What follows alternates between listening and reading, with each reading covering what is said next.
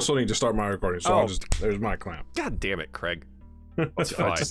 Just hate that guy. I'm happy to be here. I feel really like cozy right now, so I feel like my energy's not going to be as upbeat because the man is just laying on me, purring aggressively. You just call him the man? The man, yeah. He's the son. Yeah. He's the son. Swan son. The boy. Yeah, he's napping. Wait, where's now, that clip? He's my he's my sweet cheese. He's my sweet cheese, my good time boy. Not again. All right. Do you guys want to play some Dungeons and Dragons? Yeah. I want to talk about Swanson all day. That's fine. We can talk about my cat all day. He's such a gentleman. He's so cute. I'll show him off later at some point, I'm sure. Cough, cough. Go to the Patreon and you can see pictures of the cat, or Twitter. Either way, Twitter's free though. But hi, welcome to DieFall presents Dragonlance, Shadow of the Dragon Queen. My hand is petting a cat, not doing anything nefarious or otherwise. Okay, God. My hand will be revealed at the halftime intermission. At 20,000 patrons, we'll do a hand reveal. Hand reveal at 20,000. Jesus, 20,000. I could actually do this full time. And then some. Welcome everyone to Dungeons and Dragons. This is my cast. They're beautiful and lovely. There's the cat, the Kayla, the Craig, the Connor, and the Dan. And we did introductions last time, so I'm just not gonna do it now. All of their relevant information is down below in the description, just like the video before. So go click on it. Thanks. Welcome. You said the cat, and I thought you were talking about Swanson again. Oh yeah, that too. The cat, yeah, the cat. I don't know anymore. I usually just answer to cat, but now I've learned to just not. Yeah, it's fine. Yeah. It's all good. The last time that we met, I would love to do this because I made everyone do this in Spelljammer. Recaps?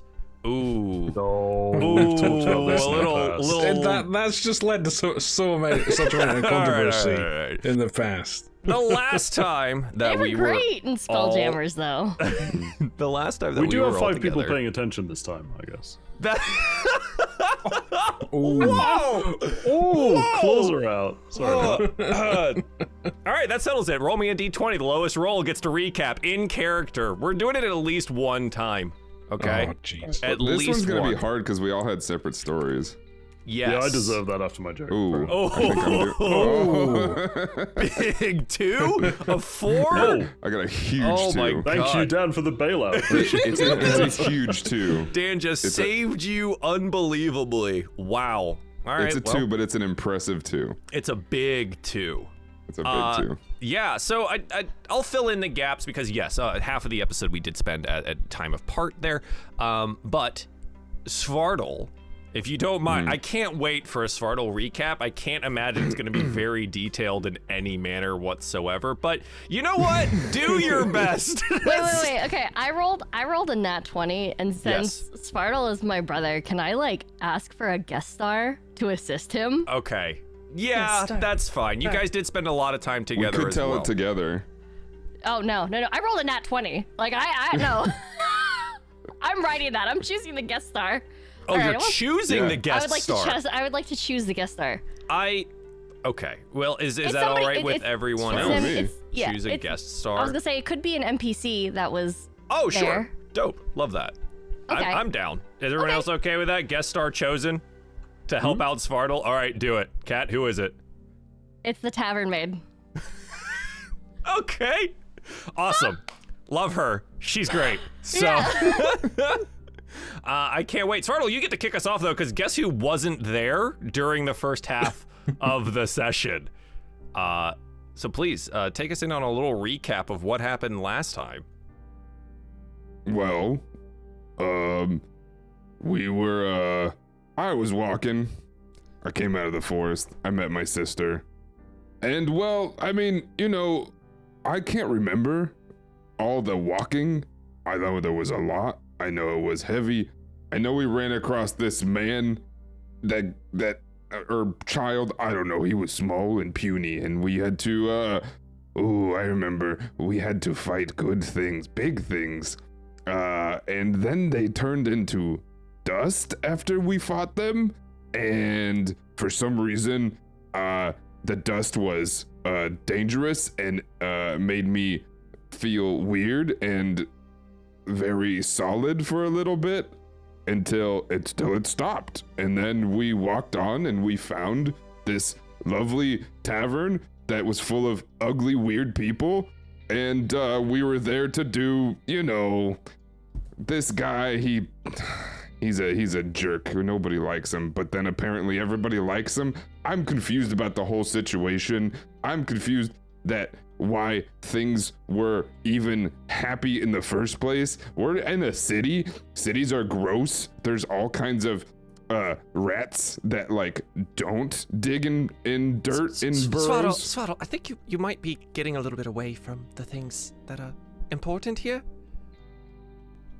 What's important other than me? All right, let me take over from this point. Everyone was in town for Ispin Greenshield's funeral, out in Vogler, a small little fishing town, just on the edge of the Solamnic province. Lots of people came from out of town, including a tiefling man. I'd never seen a tiefling before, and a couple of elves as well, and even another knight of the Solamnic Order. It was all quite exciting, very busy though, and well, I think I did a very good job at keeping everyone in order. Eventually, Becklin with Viharin performed the actual funeral of poor Ispin Greenshield, and there were stories to be told, and well, it was all quite pleasant as far as funerals go. Yeah, good job. So you say. Whatever. Good job, I don't know. Swaddle. Then there was that guy. You remember that guy?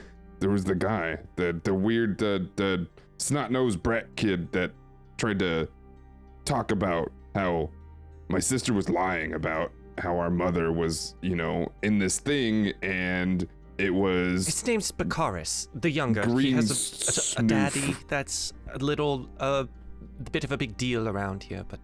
Yeah, yes, he's not bigger than me. No. Yeah. And then I had so many delicious vegetables and green stuff. Oh, it was so good. You'll have to ask my sister on how the rest of the night went, though. The night went okay. There were stories that were told about Ispin. There was a heckler. And the original portion of all of this was everyone just coming to Vogler. Again, a small fishing town at the edge of the Solamnic region. After a bit of celebration, storytelling, and the funeral there, the rest of the party just went to sleep, resting after a long road to the small town. You were informed and requested to attend a meeting at Thornwall Keep the next morning. Becklin Uth Viharin has requested your attendance there, stating that there is something that Ispin Greenshield left for you as a gift before his passing. So after a rather fitful night's sleep, we awaken to the calming sounds of Vogler in the morning on the day of the Kingfisher Festival. The town is abuzz with festive energy this morning as locals set up stalls and hang decorations. The road to Thornwall Keep climbs a low hill towards an ancient edifice, ghostly in the morning mist. As you awaken in the Brass Crab and, settle yourselves in perhaps to look for some type of breakfast, a young man enters the inn itself and with a cheerful voice greets you. Oh, good morning, Becklin's friends. Hi. I'm glad I caught you. He's no more than 20 years old. He's carrying a sack under his arms. He has a sword at his hip. Kind of shoulder-length, black, shaggy hair. I'm Darrett, Becklin's student. Hope you haven't had breakfast already. He pats the sack at his side. Here to collect you and go on up to Thornwall Keep to have a bit of breakfast with Becklin and talk about something that she wanted to give you, I think, and perhaps the day's festivities. Well, hi, good morning, Dara. It's nice to meet you. I'm happy to head off if the rest are. We will stay for this gift, but there's no reason to exchange words. That's That unfortunate. Yep. Okay then. Yes, I'm more than happy to come and receive any and all gifts, even if we aren't exchanging pleasantries. Sort of suits me.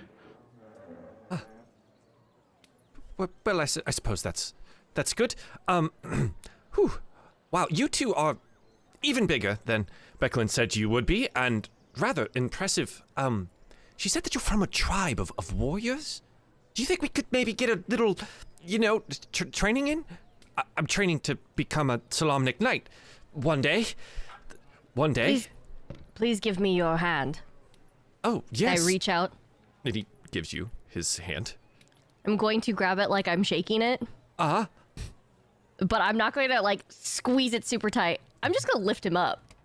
Oh, whoa, whoa. Very strong.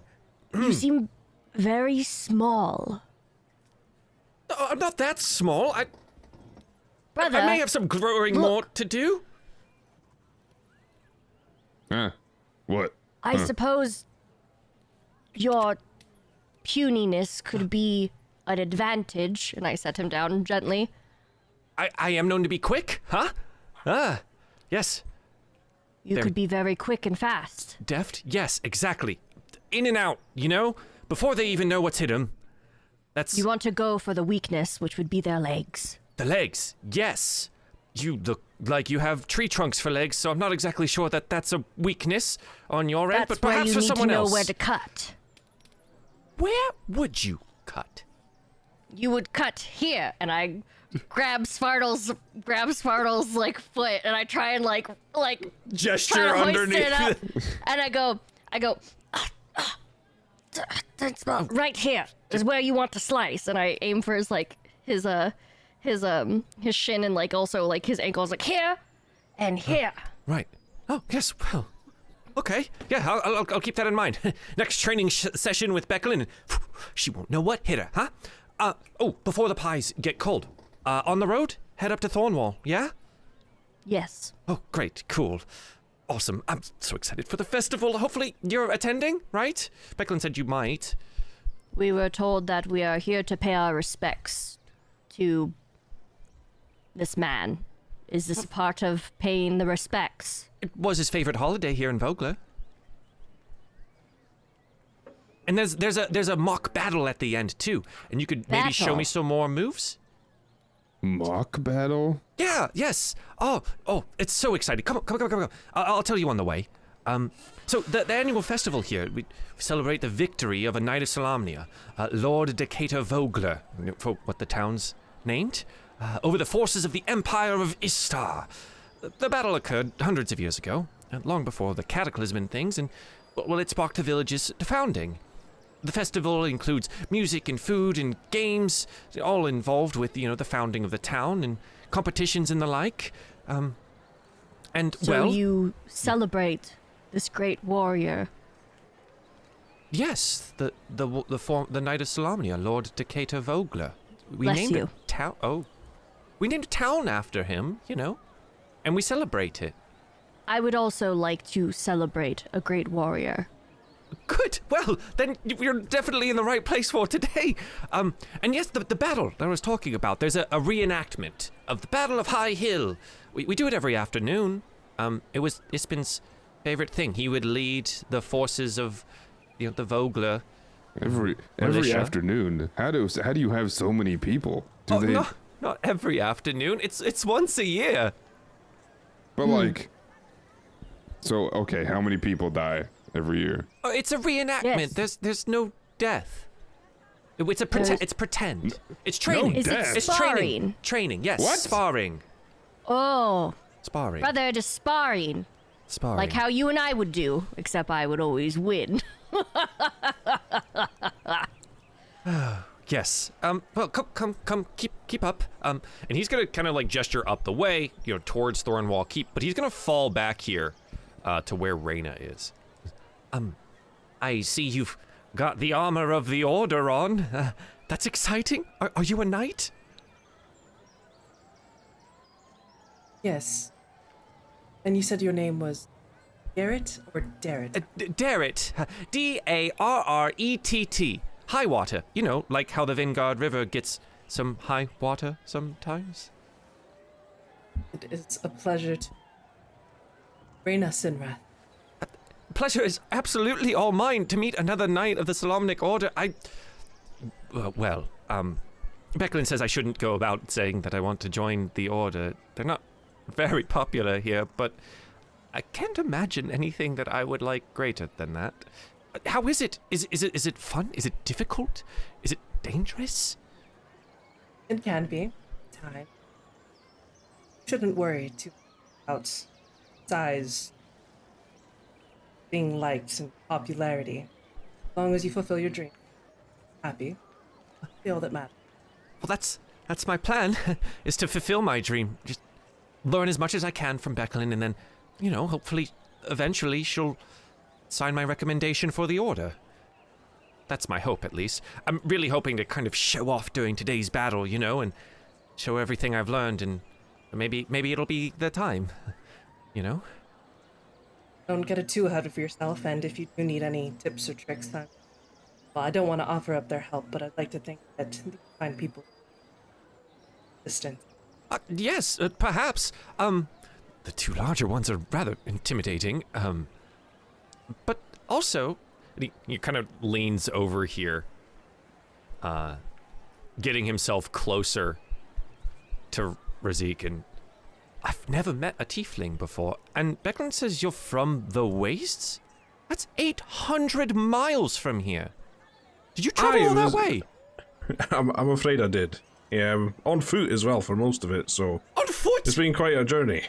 Whoa. You have something against boats? Well, I mean, obviously I had to take the odd ferry, but I preferred to travel, you know, on my own 2 feet, where I can, I don't know, see the sights, go at my own pace, that sort of thing. What was the coolest thing you saw? I've never been outside of Vogler, so, you know, really, anything. I would love to imagine it. Well, I mean, I don't know if I would say the coolest, but certainly the most interesting seemed to be the aftermath of a battle. I think sorry, Joel, was it Savantier was where it was? In the... Sylvanesti? Sylvanesti, sorry, yeah. So I would kind of recount, you know, very briefly what I saw there, and, you know, dragons in the sky, that sort of thing, so, Do I hear him talking about that? Oh, absolutely. Everyone's just kind of walking in a line on the way there. And so you begin recounting your experience at the edge of the wastes and observing the Sylvanesti forest, shrouded in fog, smoke, and shadow, dragons wheeling overhead, an army marching out from the forest and under attack by some shadowy force from inside. Yeah, Talinor, what's your immediate reaction to this? Nervous sweating? So Sylvanesti is it gone? I don't understand. Did they win? Was it a war? It seemed to be the aftermath of the battle. From what I could tell, the place itself seemed to be burning, but I didn't really hang around, and I'll be honest, I didn't think much of it. It seemed so far away from where I was going, and once it got clear, everything was quiet and peaceful again. I just assumed it might have been, I don't know, a small war or something between rival towns or cities. You didn't have any more trouble on the way? Not that I noticed, no. Oh. He kind of, like, peeks his head around, you know, Svartal, and just can see around to where Talinor is. Becklin told me one of you was from Sylvanesti. Talinor, right? Grey Moon? Oh. Yep. Yes, I'm from Sylvanesti. I left a while ago, though, to come here. I'm sure it's going okay. Probably. Is it hot here? Huh? It's... that one. He's sweating profusely. I can smell it on him. I always sweat when I'm hungover. I think it was the glass of wine last night. The single glass of wine as you hung over? Yes. I sort of look up at Svartal, just sweating increases. I kind of lean in close. You know, sweat smells different under certain circumstances. I'm not sure if that's supposed to be enticing or scary, but Wait, well, I'm kind noted. of sweaty. What do I smell like? Do I smell like a hero? You smell sad, but Oh. with great potential. Oh.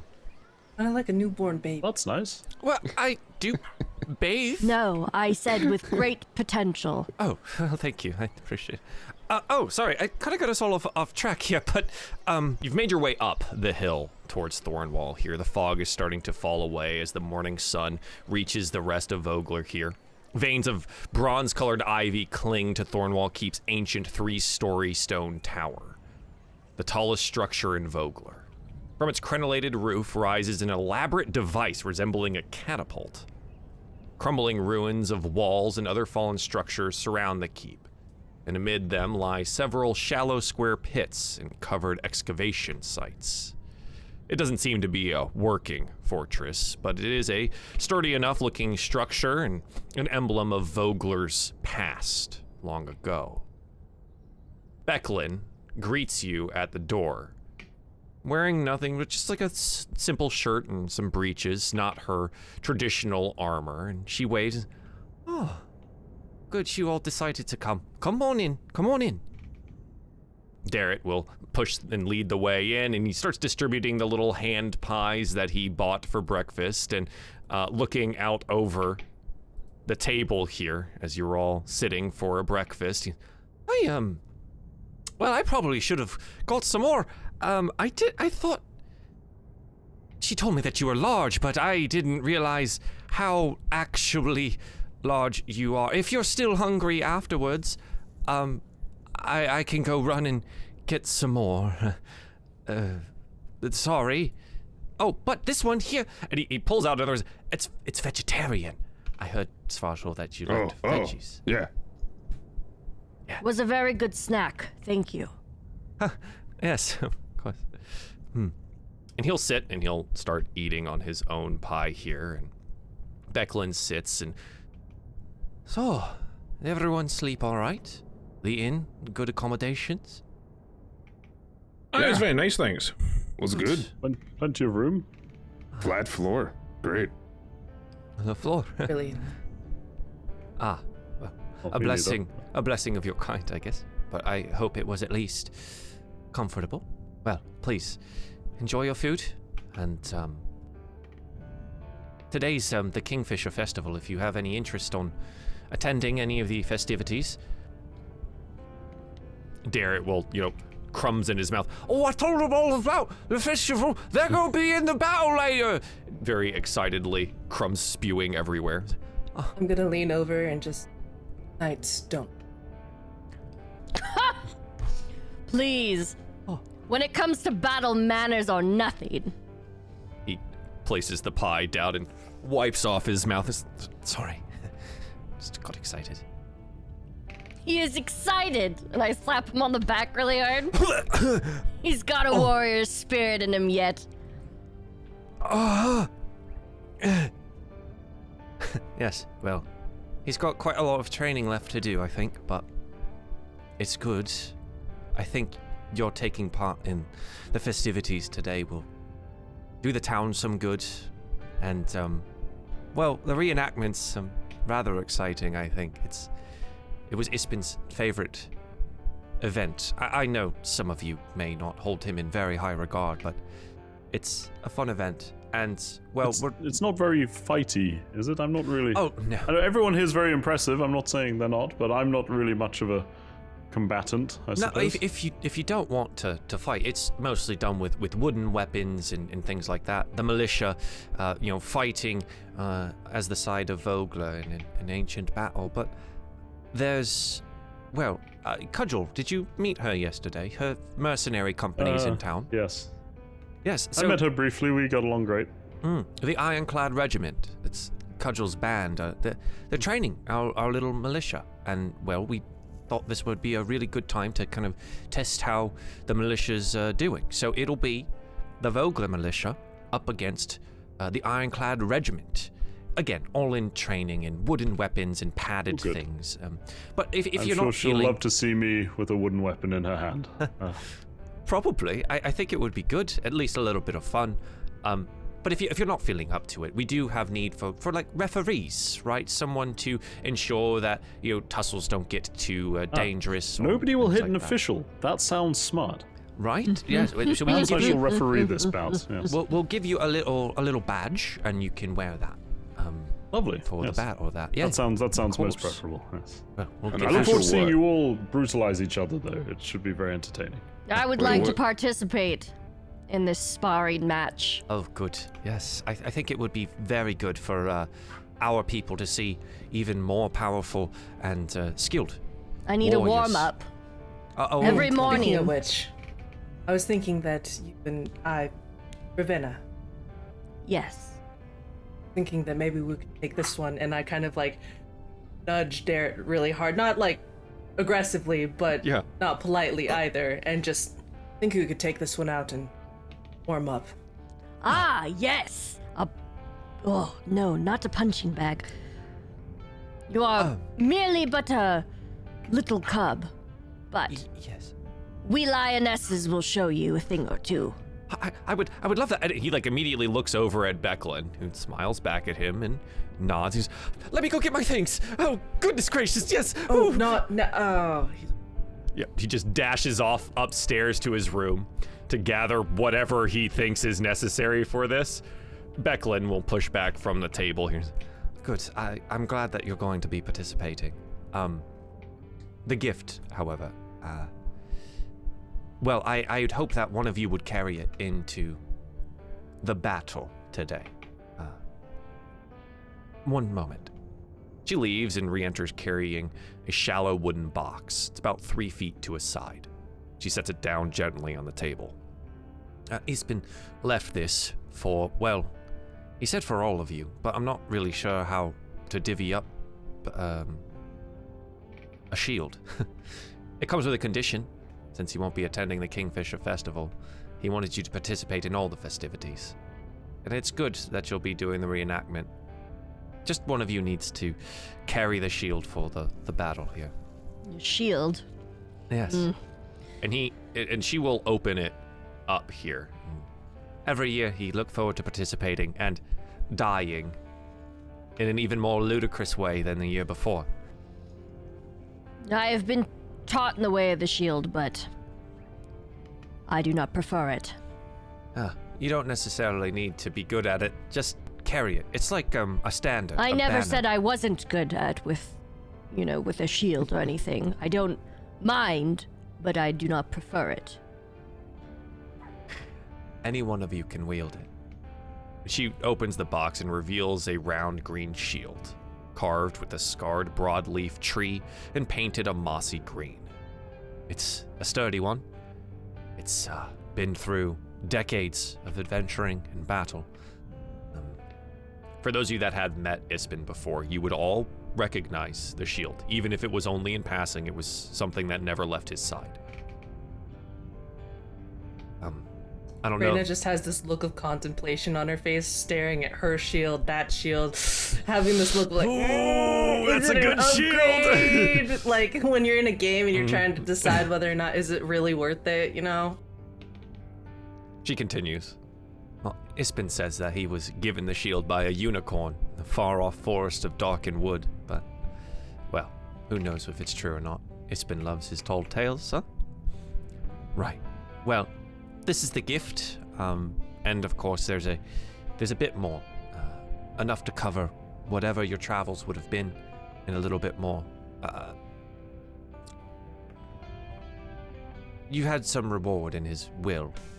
Well, some of you, and She'll look over at Talinor. but I suppose you can bring it back to your father then. Oh, yep. More than happy to do so. Good. I'll dole those out after the battle then. But for now, select which of you will wield the shield, and Derek comes clanking down the stairs here, just wearing a really misfit armor and chainmail, and he's got his sword. He stumbles and I'm ready. I'm ready for the training of the lionesses. gotta be a damned hero. So, with like a look of appraisal, with their hands behind their back, Reyna is gonna do like a small circle around them, looking them up and down. Jump for me. How high? As you can. A bunch of clanking. He does not get very far. Less armor. Huh? Thinking, Ravenna, he's not as quick as he could be. Less armor. Right. It took me a while to get put on. Could someone help? Just take the straps. Just take your shin guards off. Uh-huh. He tries to bend over and gets he gets stuck in the plate. There's no need for those heavy greaves. Oh, It will slow you down. help! I seem to be stuck. Here, boy. And I'll go ahead and help remove some unnecessary accoutrement. Little can opener action as you get him out of all of it. Yeah, and he ends up with essentially what amounts to like just a breastplate and not much more. And he's, that feels much better, but it's nothing like your armor. It's nothing like the knights. As you grow, so will your armor. Oh, all right. Training then, yes? Huh? Sometimes the lighter the better. Yeah, and he like looks at you. You don't wear any armor. Exactly. Oh, interesting. Come on, I can't wait much longer, and plus the festivities are starting soon, and I don't want to miss anything on the festival. Can we get that warm-up in real quick? And... Fadl! Maybe you want to hold that disc. Or bowl. Looks like a very shallow bowl. Sure. It's just I mean, like, do you want me to get angry? Because this thing's gonna make me angry. You could probably hold food in it. I would request that perhaps you don't hold food in it. Alright, you cannot hold food in it. It's alright. Why Just not? carry it on your back, perhaps. Would that be alright for any of you? Again, just like a banner, a standard. Alright, whatever. Alright. And as you kind of move off with Darrett outside to get a little training in, a little montage moment of training, Becklin sitting at the table with those that remain. So, Razik, do you plan on going back to the Wastes soon? I haven't made up my mind, to be honest. I wouldn't mind seeing a bit more of the country before I return home. I've never left the desert before, so it's all a new experience for me. Huh? Well, you've seen quite a lot of it, but Salamnia is beautiful, and perhaps you could head west, see some of the larger cities. That's the kind of thing I'd be more interested in, yeah. It would be good. It's, I think that's a great idea. There'll be a caravan or two that heads out that way, after we get, the festival completed and the fresh catch in and things like that. We'll start moving things off that direction, and we could probably get you set up on a caravan. Oh, well, that'd be lovely. I'd appreciate any help in that course. sort you could provide. Of course. And Talinor, I know we spoke briefly about it last night, but plans to return to Sylvanesti? Not massively right now, to be honest. I was sort of, hoping to see a bit more of the world. Maybe go to one of those larger cities. Perhaps get a few you jobs. and Razik could travel together then. Yes, I wouldn't mind a lift. I don't really know anything about the larger cities, to be honest. I've never really left home too much. Well, don't let me spoil it for you. I don't want to ruin the experience when you arrive and you can see the walls and spires. It's, That sounds lovely. Yes, maybe I'd get an odd job or two and stay for a while and go travel around. Good. I do appreciate you all making it this far. I know it wasn't an easy journey for anyone. So enjoy the festivities.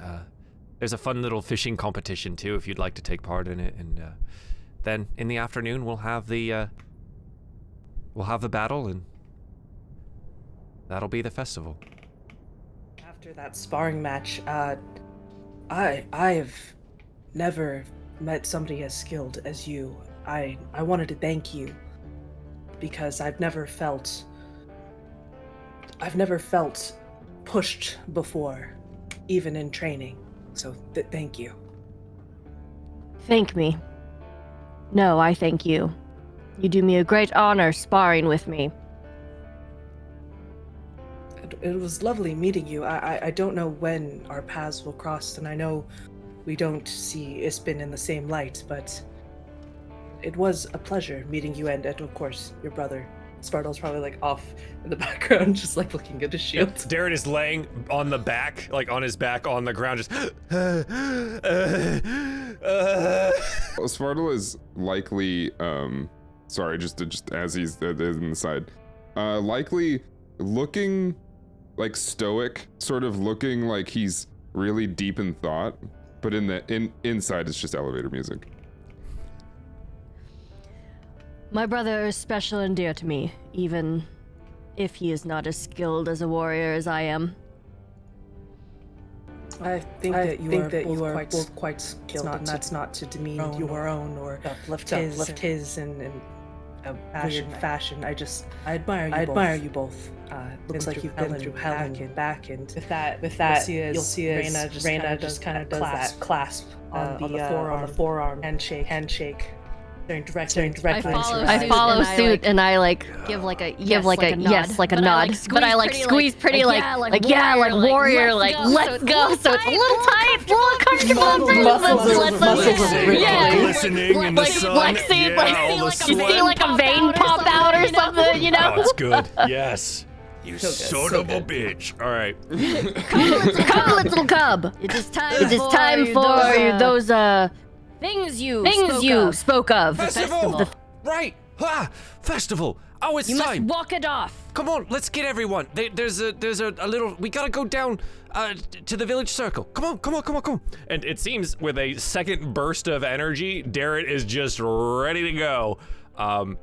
Those of you that were inside, kind of exiting Thornwall here with Becklin, and you would make your way down and away from Thornwall Keep.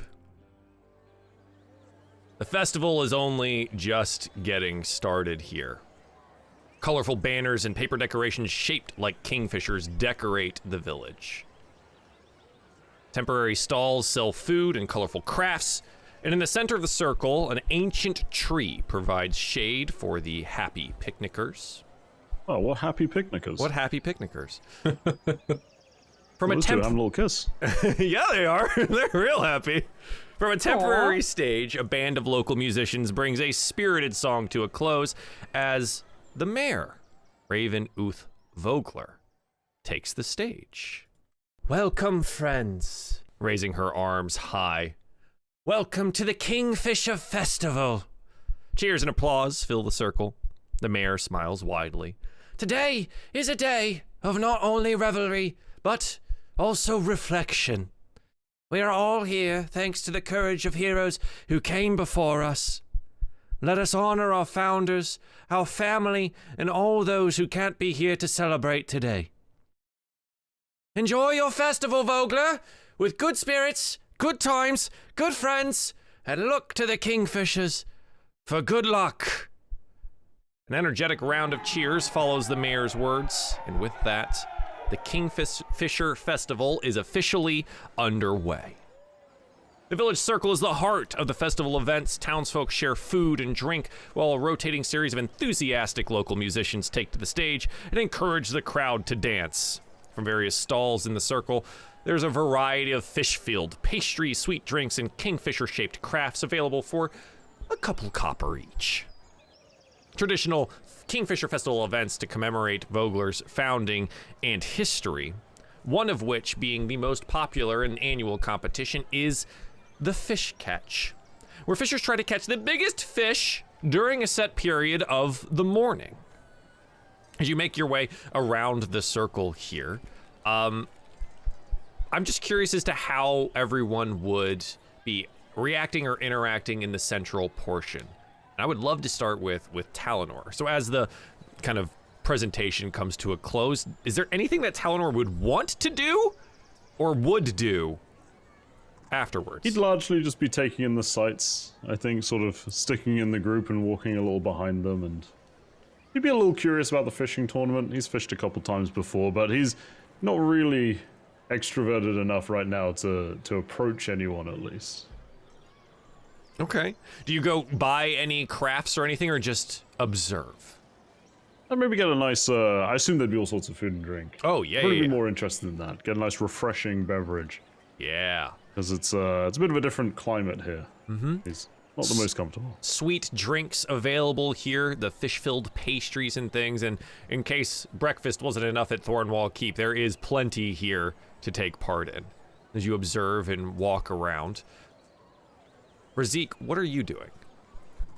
I think Razik would certainly explore the stalls, probably with a mind to buy essentially the most junkiest, crappiest looking jewelry, like the most homemade stuff. Yeah. Just to have, just as a little souvenir. Roll me an investigation check. All right, okay. That's a 14, Joel. 14's not bad. Okay. And remember, the worse the better. That's what I'm looking for. Yeah. Understood. Understood. And you make your way around the stalls here, looking at the various bits of crafts and such, and you find a stall that, seems to make these wooden carvings of kingfishers for this particular event. And one of them just looks awful.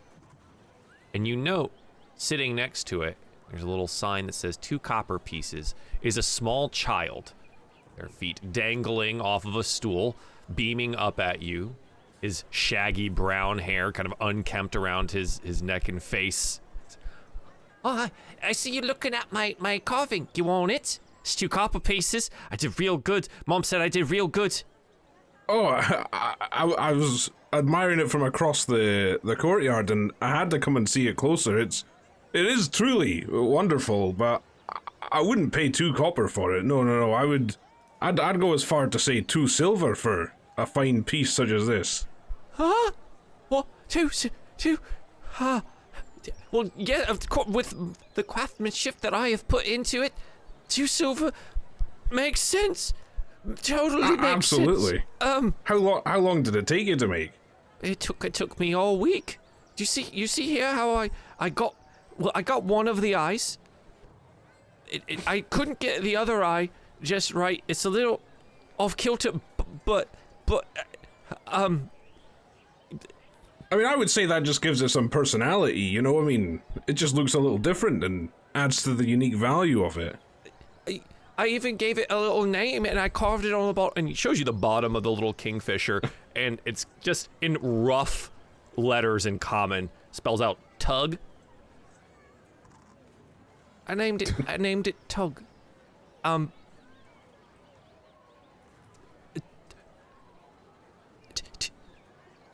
Sir, did you want to buy Tug?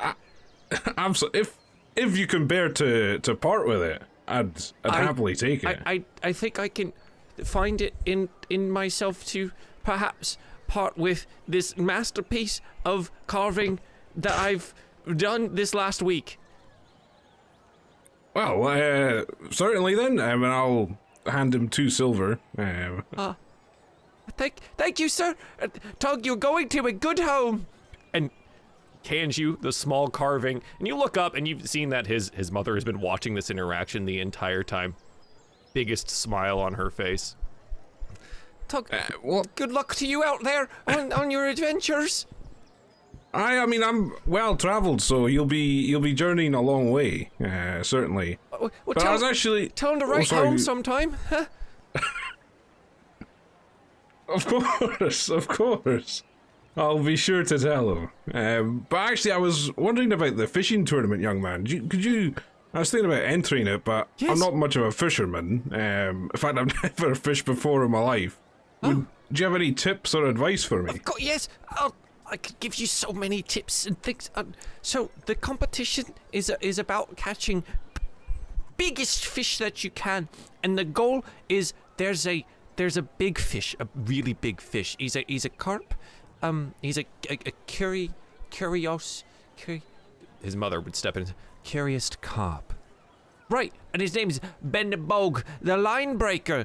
He's like 17 feet big, and he breaks lines, and every fisher tries to catch him during the competition, and if you do, you win. You're a legend in the town. He's only ever been caught once, by his pea and his green. Oh, it's been, is it, by any It's been chance? green shield. It's been. He told all the stories and stuff like that, and he carried a shield that looks like that one. And he like points back behind you to where your group is, and the shield is being carried. But you gotta catch it, and it's really hard. And just get the biggest fish you can. Do you have the fishing tackle? No, no, actually. Could you tell me where I could be supplied with the? They give you some there equipment? if you want to do the contest, but it's really terrible fishing stuff. And hey, hang on, Mom, hold my seat, Mom. She looks down at him, and he's just looking at her, saying, "Mom, yes, dear, I've got the thing." And he goes running off into the town. I think he'll be back if he remembers. Is it his rod or something he's got to get by any chance? His father made him a set of fishing tackle. His father's a fisherman, and so he thought he would start training him young. It won't be too long. Again, if he remembers. You wait for like a minute, and he comes sprinting back, and yeah, he's got like line and tackle, and it's like a child-sized rod. And he's carrying a box, and he's, this is, my dad made this for me, and you can use it for the competition. He's the best fisher in the entire town. He's the greatest, and I know that this is the one that will win. This one, here. Alright, okay. Well, if you're happy enough to lend it to me, I'll certainly take good care of it, and yes, absolutely. bring it back to you afterwards. Of course. Yeah, and he'll like shove it into your hands. Everybody's so eager to help in this town. Everyone's nice here. Everyone's so eager. Yeah. So he gives you the fishing tackle. You've bought yourself Tug, the tiny little bird carving, and yeah. So we continue to move about here. Siblings, what would you be doing? I would be perusing the food. Yes. More fish and more pastries. I would like to walk up to the closest one and smell everything. Smell everything. Okay, yeah. Give me a perception check. A smell check. Smell check. Smell check. 17. Pretty good smell check. You follow your nose wherever it goes to find the fish and the pastries that go along with them, and you find a stall that is particularly pleasurable smelling in that it is more spiced than any other location. And you see a dwarven man kind of sitting behind it. Oh, hey, you can smell it, huh? Tried out a new spice on these. What kind? No, family secret. I can't tell you all that, but you could give me a couple copper and take one and try it for yourself. How about, are there wooden like crates or like baskets of them? Yeah, so they'd be in baskets. He's got them like set up underneath this, tent awning thing, and he's got baskets of them. My nose doesn't lie, and this smells extremely pleasing to me. How about I take 2 baskets? One gold each. Aye, done. Yeah, done and done. Sure, shutter me up for the day, yeah? I can go enjoy the festivities. I flip 2 gold pieces his direction. Yeah, shining and I in take the air as both they of do. the baskets. He catches them. Gold. You're just running around with gold. Hey. Put one in my mouth. Delicious. Yeah. It's they're like fish empanadas. Oh yes. And they got a little kick to them. Delicious. Absolutely delicious. And you have 2 baskets full. It totals out to be something along the lines of like 30 empanadas. So that's awesome. And you see, he takes a sign and he scribbles down really quickly, close, places it on the things. I'm gonna go have fun in the festival. Thanks for buying. He'll saunter on off. Wait. Huh? I'm craving fish. Aye. Rawhide. Ah. Where can I find big fish to snack Aye. on with these? Go to the, go out to the marketplace down there, the south. Take part in the contest, the Fisher contest. Or you can just eat the fish that the other people catch.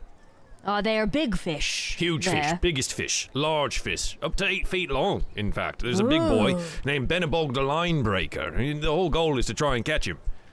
Has anyone caught him? One person, it's been Green Shield. Did he now? He did. Is there proof of this? Well, I mean, there was proof at the time. I was there. Did he release it and not eat it? Aye, yeah. Well, it was released back in. It was the biggest one anyone had ever caught, and, well, Benabog's a bit of a legend in Vogler. It's been around 40 years. So it might be disrespectful. Well, don't To eat that possibly one, but eat you it. could catch that one. Eat the other ones. All right. If Thank you anything, for the your fish time. market's down there, and I'm sure there's fresh catch for you. Where might I find some, food of the vegetable variety? Vegetables. Well, Yes. I know we got fruit pies down the way, and I think there's a bit of a vegetable pie. You could go get it across the way, I think. All right. But that's about it. Most things today are either Kingfisher themed or fish themed. I see. My brother does not, favor meats. Oh, well, all right, that's fine. Yeah, across the way there should be at least something you can get. Thank you for your information. And I toss him a bronze or a copper All for his right. information. Yeah, and he'll go scurrying off to go enjoy the festival for himself with his fresh, shiny 2 gold pieces. Brother, they have fruit pies and vegetable ones this way. Are you still hungry? Yeah. What Svarta would be looking around for though, because he's distracted by. He would assume that there's some sort of like maybe kids section where there may or may not be a petting zoo. Sure. Yeah, why not? The Village Circle absolutely has a petting zoo. He wants to visit the petting zoo. Yeah. Saunter back with my 2 baskets, and I'm just sitting there eating them, just like following him around at this point. I am completely satisfied. Yeah, it's like, Just I've got what eating. I want. Perfect. Yeah, there's a small petting zoo with some goats and chickens and sheep and whatever, and children are just chasing them around the pen. He walks up to the pen and he just starts like saying oh, and then starts talking to one of the goats and it's just oh, you're a cute little guy, aren't you? It looks up with you. It looks up at you with its big rectangle pupils because for some reason goats have rectangle pupils and it freaks It is me weird. out. It's It is really weird. so weird. Demonic and adorable. Yeah, Yep. and just chewing on the hay that is provided for them, just staring up at you. Hey, that's good, yeah? Oh, you're a cute little guy. I bet you're gonna grow up to be nice and strong and eat all the grass in the world. I'm sitting here just like, Eating. Oh, God. just watching this whole thing. He, so he's a big brooding guy and he's obviously very different around these little goats, right? He's a giant soft teddy bear when it comes to just seeing these little animals. Little guys. And he's got like a smile on his face. He's extremely happy. He understands that when he talks to these animals, it's very different from when other people talk to these animals. They seem to listen. They seem to kind of have an idea of that he's saying something, and he's always found that to be rather interesting. So he just keeps talking and petting and talking and petting. He repeats himself probably like 3 or 4 times. each, and he's just having a blast. Talonor, as you've been following people around, you note the siblings approach the small petting zoo, as it were. And initially, you watched Svartal kind of quicken his pace up to it there, and you weren't really sure how this was going to go. People parted around him, the children kind of shied away from him. He didn't seem to notice any of this. But as he, got there, and you note that he's speaking softly and petting these goats and sheep and small animals with such care. And you note that the people around him seem to start taking notice as well. The children, resume their play. The people kind of move back in, and you see him smile. It's the first time, other than the 2 times he's laughed, that you've seen Svartal smile at all either.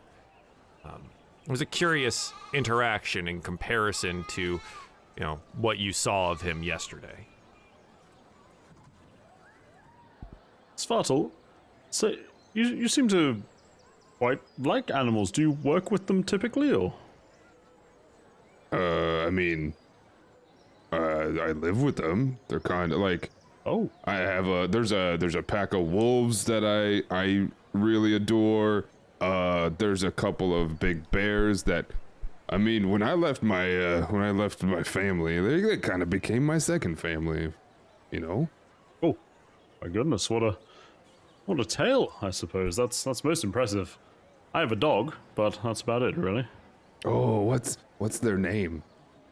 Buster, actually. He's Buster. like, yay, hi, and I'll sort of gesture to my waist. And I'm 6.5 feet tall, so he's a pretty big dog. It's a big dog. Good boy. Yeah. Yes, he is actually. He is a remarkably good boy. Certainly like keeps to the meet intruders him. at bay. Yeah, I would like to meet him. Maybe you shall one day. We'll take you to Sylvanesti, I suppose. But yes, where is it that you're from exactly? Because you've mentioned living with animals and whatnot. I don't really know anywhere like that, I suppose. Well, it's complicated. I'm from, a village down south, and we're originally, there's a whole tale, I don't know, my father says it best.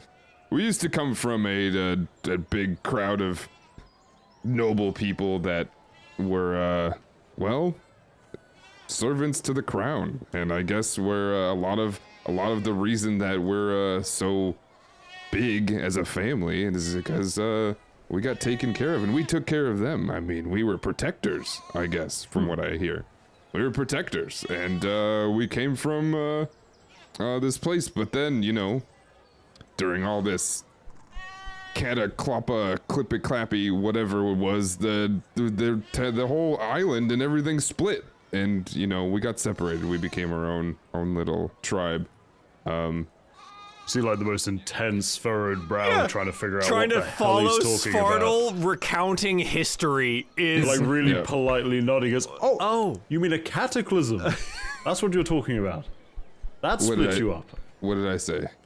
The cataclopy or something along those lines. But I think you were talking about a cataclysm. I've read about those in my history books. It doesn't ring a bell, but I will trust you. Sure. Yeah. Do I see genuine confusion on Svartal's face from afar? probably. You see that Talonor's speaking to Svartal, which is that's a whole thing on its own. Brother!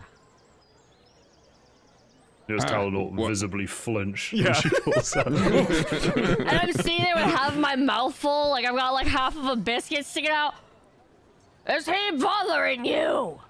Oh, no, not at all. This guy's all right. He's got a dog. I do? Oh, does he now? And I'm yelling with it's Just across the village circle, just yelling. Across the Konada. Oh my And I just nod and I go back to eating. Perfect. The chaos continues in the village circle. Reyna, how would you be spending kind of the initial section of the Kingfisher Festival? Everybody is in a group at first, and then they kind of spread off into their respective directions, getting distracted by various things. Reyna is just standing there, kind of forlorn, looking around, realizing I am alone now. I will then start wandering with no agenda through the crowd, looking at all of the stalls, putting a lot of the patrons off with the way she is staring at items, looking at them, then staring at the item, giving a firm nod, and then just continuing on to the next cart. And having you roll the perception and insight here, 14 for perception, 4 for insight. You note that there are, you know, as you make your way around, there is that kind of unsettled look that some of these stall patrons have as they look at you. And you note that they seem to recognize your armor and your insignia. And then they kind of get this odd look on their face, but you can't really put much more to it. But you do note, about halfway through your hands behind the back perusal of the village circle here, that Darrett Highwater has been behind you, copying your stride and your hand placement the entire time. Oh my good, well. Hello. And he notes where he has his hands and he like hurriedly puts them back out in front of him. You are at least quiet. I'll give you that. Less armor on. I move much more quietly now. Yes, decidedly so. How long have you been following me? Well, since all your friends went off in different directions and you decided to take a little wander, I've been behind you the whole time. Why did you not go off as well then? Well, it's kind of embarrassing, but you're a real knight of the Solemnic Order, and I've been, well, in training. And Becklin's great. She's wonderful. She's amazing, but she's also the only knight I've ever met. So I was kind of just hoping to absorb something from you, to take it in, how you interact and how you move and what you do, and then copy it. Well, flattery. Okay. Good, right, yes. And he, like, sits up a little straighter and then puts his hands behind his back again, as you had them. Right, well, notes to start. Taking up, like, a very, like, it seems as if Reyna has never been in the teaching position, and this is very awkward for her. You know what? Instead, I think we'll go find Ravenna. I think that she's much better at explaining this stuff than me. And then you'll just grab Garrett, like shouting, just like pointing across and eating and shouting across the circle. You know what? She looks busy. All right. You're doing fantastic with the quietness and the quickness. I think maybe you should stick to that. We don't know what the future will hold. We don't know if you'll get any. Sorry, I'm not very good at this. Oh, it's fine. I understand. Can you at least help me round up your friends, perhaps? I want them to at least see the fishing contest, even if they're not going to participate in it, you know? Oh, you meant the people that I was traveling with. I apologize. Right. Those are your friends, had friends right? Before. Oh. Your fellow out-of-towners. I like that one. We'll go with Garrett. Darrett, we're gonna do well. All right. Okay. And they're gonna just like move quickly around the village circle here, kind of collecting everyone. And Darrett notes that Razik here has a small fishing tackle and pole. Hey, you came prepared. It's not mine actually. It's a young chap in the village has lent it to me. Oh, that's Pull it off a little boy. I mean, it sounds like you're holding drugs or something. It's not mine, I swear. He's, oh, that's good. They have ones to rent too, if any of you want to participate. But come on. I know I do. And he's gonna go running off down the way towards the wharf for the fish catch competition, where it pits amateur fishers against the community's best anglers, all competing to catch the largest of fish. As you arrive there, it is, well attended and well regulated. Who wants to sign up? And who needs fishing poles and bait? Well, Razika is signing up. Yeah, I feel Once seeing like- Razik do it, I'll sign up as Yeah, well. But I I do feel need a like- fishing pole. I feel like you're baiting me for a second. So, Baiting. Baiting with the bait. yes, baiting. So anybody that's watching this that normally watches me knows that I have maybe notoriously or infamously said, if you put fishing in your game, I will play it. Oh, good. So I guess We're playing. We're playing. Yes. We're playing. Absolutely. Okay. For those of you that have this, I will also sign up, but Yeah. I have questions. Okay. Yeah, as you're getting signed up here, you note that Mayor Raven is here as well. She's there and a dozen other locals. What questions do you have?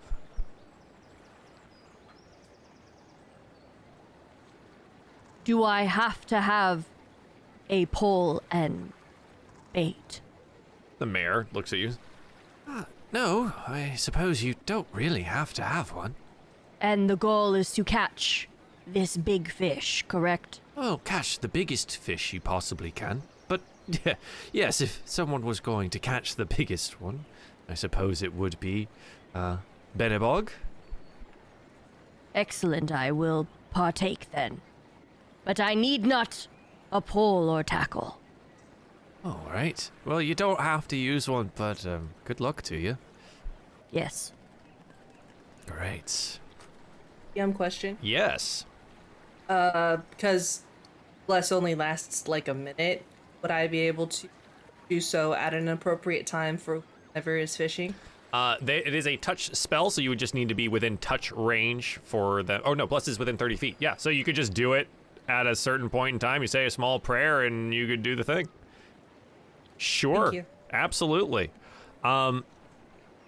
Excellent. So as the contest starts here, the mayor, fishing pole resting on her shoulder, she takes her place as one of the competitors and beckons the other participants to line up with her along the docks. Time to find out who among us Kingfisher fisher folk is the Fisher King.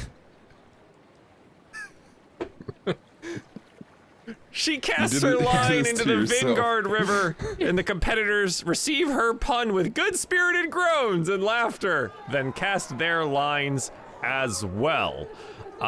Ravenna, do you just dive into the water? Yes. Hell yeah. Yeah, Ravenna! Woo! You just see everybody going to cast scare their the lines, fish. and you just see me go, whoosh, just like dive in, like a perfect swan dive, like very great. It looks so out of character for someone as big as her, but you just see this very beautiful swan dive into the water. Like Okay. it's just, it does not suit her whatsoever. The delicate dive into the water also signals the beginning of the competition. If everyone would roll me survival checks that is participating here. Fishing is a survival thing. Good. Ravenna with an 11, Talonor with a 17, Razik with a roll. 16, So Smartle with a nat 1. Bottle with a he's- wasp fish. He swings his hand and the rod just goes flying. So, It makes sense. so I do have a question Yeah. about what I'm doing. I am obviously diving in to see if I can spot this very big fish, Yes. and I am assuming it is also dark in the water. Does my dark vision? God, you know, that's a way that, so dark vision, yes, would function in grayscale there, but you'd also be contending with looking in just river water. Yeah, which is already kind of murky and stuff like Yeah. that. But like, yeah, so I don't imagine I've got like a crystal clear view of everything. You definitely don't. But I can still see a little bit better than like the average Do you want to Joe. roll me a perception check? Is that what Yes. we're going for here? Okay. Yes. All right, roll me a perception check. That's a 3, Oh, which about what? makes sense for being in a murky river and being able to spot anything. Okay. That being said, as I scroll back up here to see everyone's rolls, the 11, Ravenna, does mean that there you actually spot, because you can feel it, an eel-like shape swims past you. I need you to roll me an athletics check to catch it, because you're swimming. Okay. Probably an eel when you think about it. 15. It is an eel. You catch, for this first portion of the competition, you catch a mature river eel, which is about 1.5 feet long. Nicely done. I will break through the water and Yeah. I will toss it over. Just, it goes poof. Yep. Yeah, somebody catches it. And then I go back under. Go back under to see if you can catch another one. Sounds good. Talonor, you get a good bite and a strong pull. You can roll me either survival or athletics, utilizing the rod here to try and catch this fish. I'm assuming I can't attempt to insight it out the water, so fair enough. No, unfortunately cannot. That 10. is a 10. You watch as everyone sees you on the dock trying to reel this one in, and then the line snaps. Unfortunately, unsuccessful on the first attempt here. Might need a new line. You go move off to get a new line. Razik, I need you to roll me a very similar thing, survival or athletics, in catching Here I a go, Joel. fish. 13 on that one. A 13 is good enough for you to reel in a mature, curious carp. It's about 3 feet long. Nice. It is the largest catch of the initial section here. So far, at least. 3 feet is pretty big. 3 feet is very big. Svartle, Let's go. unfortunately, in your casting of the line, yes, much like throwing a javelin, the pole ends up in the water. There's some laughter and, some things like that, and then eventually the mayor will come by and hand you a new pole. She goes, all right, try to be a little bit more careful with this one, huh? My brain wants to just throw this one. Throw another one. The first... He's not going to, but... Yeah, the first success here being from Razik.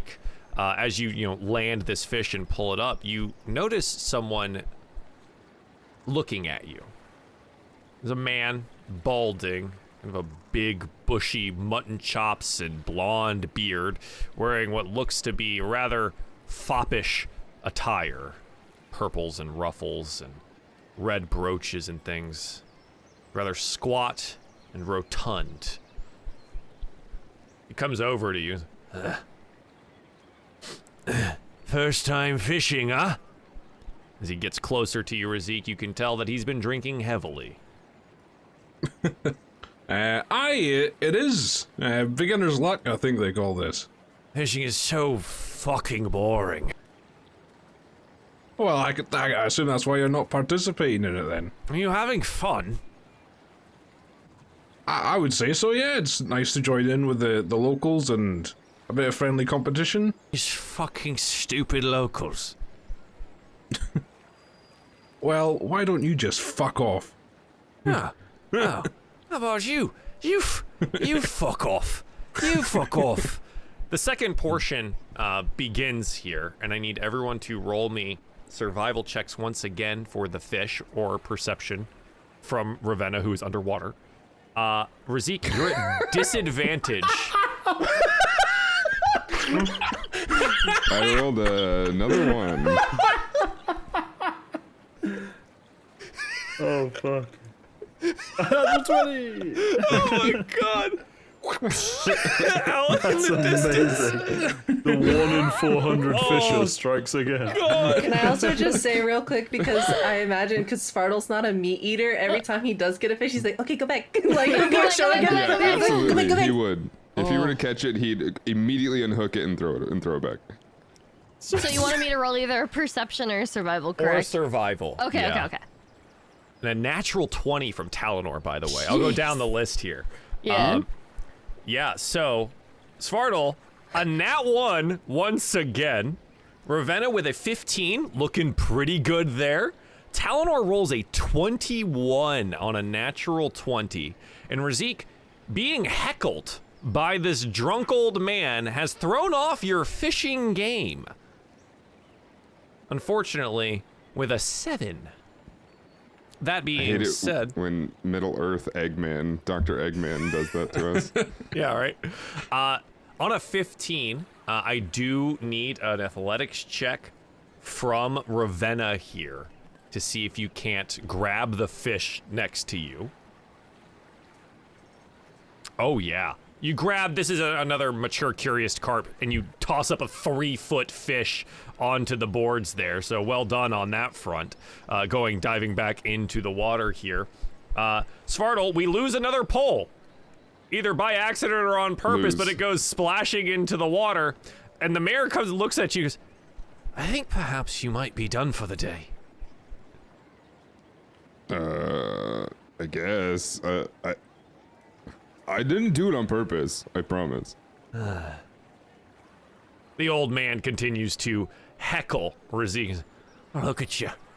You fucking idiot. You can't even cast right. There's a little child's fucking fishing pole there, huh?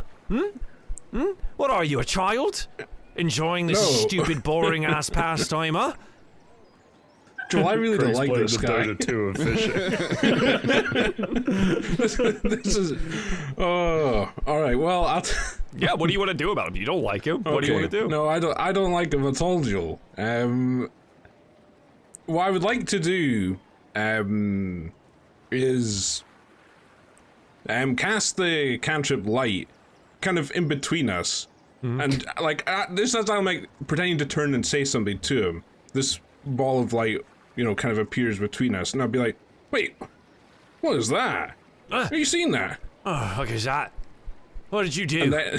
What is that? Whilst he's hopefully distracted, I want to stick one leg behind him and then try and push him into the end of the river. Roll me athletics with advantage. Okay. That's a 13. 13 with the advantage. He stumbles and falls into the water. I rolled a 5. Whoa! Man overboard, everyone! Whoa! Hey, get me the fuck out of here! Get me out of here! And while this is happening, Talonor, you feel a tug on your line. A strong tug. Reyna, you see Talonor lurch a little bit. Talonor, there is something huge under the water, and you can see it swimming by at least 8 feet in length. Your I think I've called the man Razzik just pushed in. They're all splashing over to the side. Most of the people here are distracted by the old man being in the water here, splashing about. The mayor attempting to help there. But Reyna, you're the one that notes Talonor has this. Talonor, do you want to try and land this thing? Yeah, go on then. Okay, Reyna, what do you want to do? Immediately seeing him kind of struggle, you'll watch as Reyna pulls out the small vial, looks to be water, and then like splashing it across her hand, she'll go ahead and whoever, the 3 people within vicinity, so I'm assuming that would be Talonor, Svartle walked away, so Self and Rezik? There we go, yeah. 3. And then go ahead and just start muttering a prayer. It actually sounds like an old folktale that talks about big fishes. And how like people big tell fish and lies I sometimes cannot lie. about that too. Talonor, this is a survival or athletics check to reel in Benabog the Line Breaker. Sounds solid. All right. You are blessed currently. That is a natural 1. He's off. Maybe perhaps I'm not the one being reeled in. It does not seem to be the case. As yes, you are blessed, but it doesn't matter as the 8-foot-long Benabog just tugs you directly into the water. Another person going overboard here, splashing beneath. Do you remain on the line holding it, or do you let go? God, no, I'd let go screaming as soon as I started falling in. Do I don't know if it's like, if It'd it's be even possible. relatively close, but it is a big, fast fish. But you would see this happen. Oh, okay. I would like to go after it. You want to try? Okay. I would like to try go after it because I see him in the water holding. That's fine. then I see him, like, don't let worry go. about me. This is where we find out if Talonor can swim or not. Well, she sees that you let go, so she's like, oh, okay. No danger. It's fine. He's just gonna swim to the top, you know? Yeah. Like. I mean, you can certainly try. Swimming is I would like to difficult. attempt to. Roll me athletics. Okay. An 11. You swim over there as quickly as you possibly can, but by the time you arrive, it's just Talonor and the rod floating in the water. I breach up out of the water. Why did you let go? I don't think I had much of a choice, to be honest. You had it. Well, I had it briefly. You know, counts for something, maybe. It counts for nothing. You let go. Well, you know, rather that than be dragged away wherever that thing was going. You should have more faith in yourself. I dive back under. Okay. I feel like she doesn't really approve of me. Never mind. I'll start swimming back to like anywhere that I can you sort of swim clamber back, up the structure. You know, get some help up by Reyna and Darrett here. And it seems that they've also gotten the old man back up as well. It looks like the contest is somewhat winding down, and no one but Reyna and it seems Ravenna even saw the size of the fish that was on the line, Talonor. Oh, good. Well, thank you for trying to help anyway, Reyna. I didn't really know you could do things like that. I'm sorry that I started praying. I didn't realize you'd get pulled off. I should have prepared for... Just kind of goes the spiral of apology real fast. Oh, no. Oh, no, that's quite alright. That's quite alright. I didn't really think the thing would pull me so hard, to be honest. You almost had it. Almost. Oh well, maybe I should go dry off somewhere.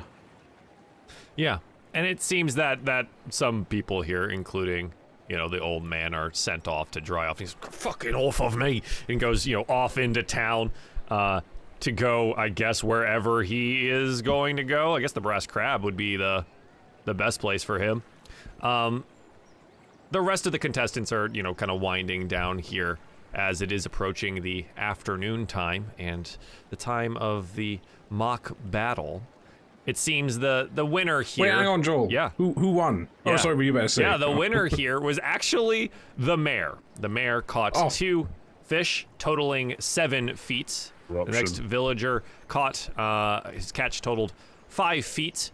And then the third here would both be Ravenna and Razik. So, congratulations, but you were tied for third, and therefore must split the reward. Svartle didn't place? What the heck? Yeah, Svartle unfortunately didn't He got place. DNF'd. What is the? I don't know whatever the prize was. I'll no, because I will start literally digging my hands in the gills, and I will just like firmly, with unapologetically, start ripping the scales off. Okay. In front of everyone, as they're like, you know, announcing the winners, and I'm just like, just and then going through your fish. Yeah. I just eat it. All participants receive tiny wooden carvings of kingfishers. The second place winner receives their choice of a blue knit cap or a fishing fly made from blue feathers, and the third place would take the other, but it's a tie, so Razik, you end up with a blue knit cap. Nice. Does it have holes for my horns? It does not. It's knit. You're gonna have to make It's like a beanie. Yeah, it's like a beanie. Maybe it's You like gotta- a beanie. you gotta can't maybe put it all over. Put some Gotta, like, holes maybe- in there. Yeah. But perhaps when it gets cold. I would seek out the young boy and return the rod, and then give him the carving and the beanie, and say, well, it's your prize. I won it with your rod. So Oh, thank you. Did you enjoy it? Was fishing fun? I did. It was really, really good. If that's what you're wanting to do for a living, I envy you. I've got to be just as good a fisher as my dad. Well, let's hope so. So the morning portion of the festivities is left behind us here. We're going to take a quick break before heading up to the mock battle of the Kingfisher Festival. We'll be right back. Yay! It's all so idyllic and peaceful. The Dragon Queen has gone to war. The conquest of Ansalon has begun. Eastern portions of the continent have fallen. Kendermore and Sylvanesti fight for their lives. Where are the heroes in our time of need? Who will stand and join the ranks of the Shard? Join the premier mercenary group known as the Shard of Discord. Build your character, select your class, and roll dice in a game designed by me, Runaway Robot. Scout, build, craft, and fight your way to victory during live stream game crises that directly affect the DieFall show Dragonlance, Shadow of the Dragon Queen. Join now at patreon.com/DieFall. Shard of Discord Season 2 begins. Welcome back to DieFall Presents Dragonlance, Shadow of the Dragon Queen. We have been celebrating the Kingfisher Festival, the life of Ispin Greenshield, and kind of throwing either ourselves or objects into the water. It's been fun, honestly. But now it's time for the battle at High Hill. This is a mock battle held at a hill located about a 30-minute walk north of the village. The reenactment serves also as a drill for Vogler's militia and is followed by a feast at the Brass Crab. About an hour before the scheduled beginning, Mayor Raven rallies Vogler's militia into the village circle, then leads a haphazard parade from town to High Hill, followed by dozens of spectators in a wagon filled with drinks for the participants. Darrett, Becklin also accompany you towards the battle there. Becklin saying that she will likely stay with the mayor and other observers on an adjacent hill nearby. Darrett is very excited to be attending the actual battle with you all and hoping to learn as much as he possibly can. On the way up, Darrett, as he normally is, you can't shut him up, so he talks the entire time as you go up the hills. So, the battle here is going to be really, really tough, right? Because we've got professional mercenaries this time on the other side, and it's going to be a real test of everything that we can do, right? So, Cudgel's Ironclad Regiment, they're going to be playing the part of the invading Astarian forces, and it's going to be a real test for us. The mayor had Cudgel come on in for this whole thing specifically. The mayor's actually been giving the village militia a lot of attention recently. It's some people think that she hired Cudgel to visit Vogler and help with the event. There's been rumors of war and things. I think she may be a little nervous about, well, the town. Anyways, with trained mercenaries opposing us, it's going to be a challenge. But I know with you all on our side, we'll still be victorious, just like the old battle, right? Just like the old one. Yeah. Pass through woods and fields. Vogler's parade of militia members and reenactment spectators finally reach High Hill. The grassy slope is spotted with trees and crumbled stone fencing. Near the base, several dozen soldiers in matching armor stand in an even formation. Contrast is rather striking between these mercenaries of the Ironclad Regiment and Vogler's militia, with their mismatched armor, crooked helms. There's nothing to dampen the spirits of those assembled for the Kingfisher Festival's climactic reenactment, however. The parade follows a trail to the top of the hill where Mayor Raven and Cudgel Ironsmile meet. There's a discussion happening there about final preparations and, well, the spectators break up and they settle down to watch the reenactment, moving off to an adjacent hilltop. Whereas the participants begin to take up wooden weapons. The mayor kind of moves by here. Now remember, no real weapons. Just these here, the wooden ones. And those of you that are going to judge for the battle, come meet me. I'll give you your badge. So we'll know who's refereeing for this. Make sure no one uses anything real and call for aid if anyone gets hurt. The mercenaries here will charge up the west side of the hill, while the militia and our other friends here will charge down the hill. We'll clash midway into the battle, and eventually, the mercenaries, the Astarian forces, will retreat from there. Give them a good trouncing, huh? Use your own armor if you need, but we have wooden spears and padded tips to prevent any damage and things being done. Yeah, oh, come. And, she starts handing out what look to be these, like, little Kingfisher badges, obviously, for the Kingfisher Festival. And Talonor, do you go get yours? Oh, absolutely. Yeah, so you get yourself a nice little Kingfisher pin that you get to wear as the referee of this event. Lovely. I'll pop that on my lapel. Yeah. This is getting too meta. I feel like we're LARPing in an RP game. Yeah, it's great. After much laughter and jostling, the mayor, Cudgel, and the other spectators walk to the nearby vantage point to watch. As they do, the militia takes up its position on High Hill, the same hill Solamnic troops held centuries ago. They face the mercenaries of the Ironclad Regiment at the base of the hill, arrayed as the forces of Istar once were. Although the event is only a reenactment, a tingle of excitement fills the field. Somewhere on the line, a reenactor hoots and yells, "Ascend those Historian rats running!" A moment later, a trumpet blast signals the start of the battle. "For Istar!" yells the mercenaries' leader, a tall half-ogre among several mounted soldiers. The mock Istarian troops assault the hill. Around you, the Vogler militia charges down to meet them. Do you charge with them? I do, yeah. Absolutely. I'm Yeah. yelling along with them, yeah. I jog alongside as a referee. Yeah, like, absolutely. Yeah, very Woo, good. go team! Yeah. Everyone roll me perception checks. Oh, they're real weapons, calling it now. It's a 6 for me. 16. 11, Three. 11, 6, 3. Talonor on a 16. Yeah, so it'll be Talonor on a 16, so it'll have a 10. A 10. You do notice something. Sun glinting off of spear tips and a steel axe in the half-ogre's hand. As everyone goes charging down the hill, you realize, too late, that they are using real weapons. There's a scream. Blood splatters across the ground.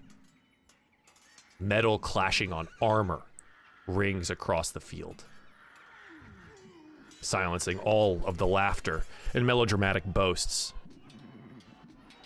Any pretense of the reenactment shatters as men around you begin to die.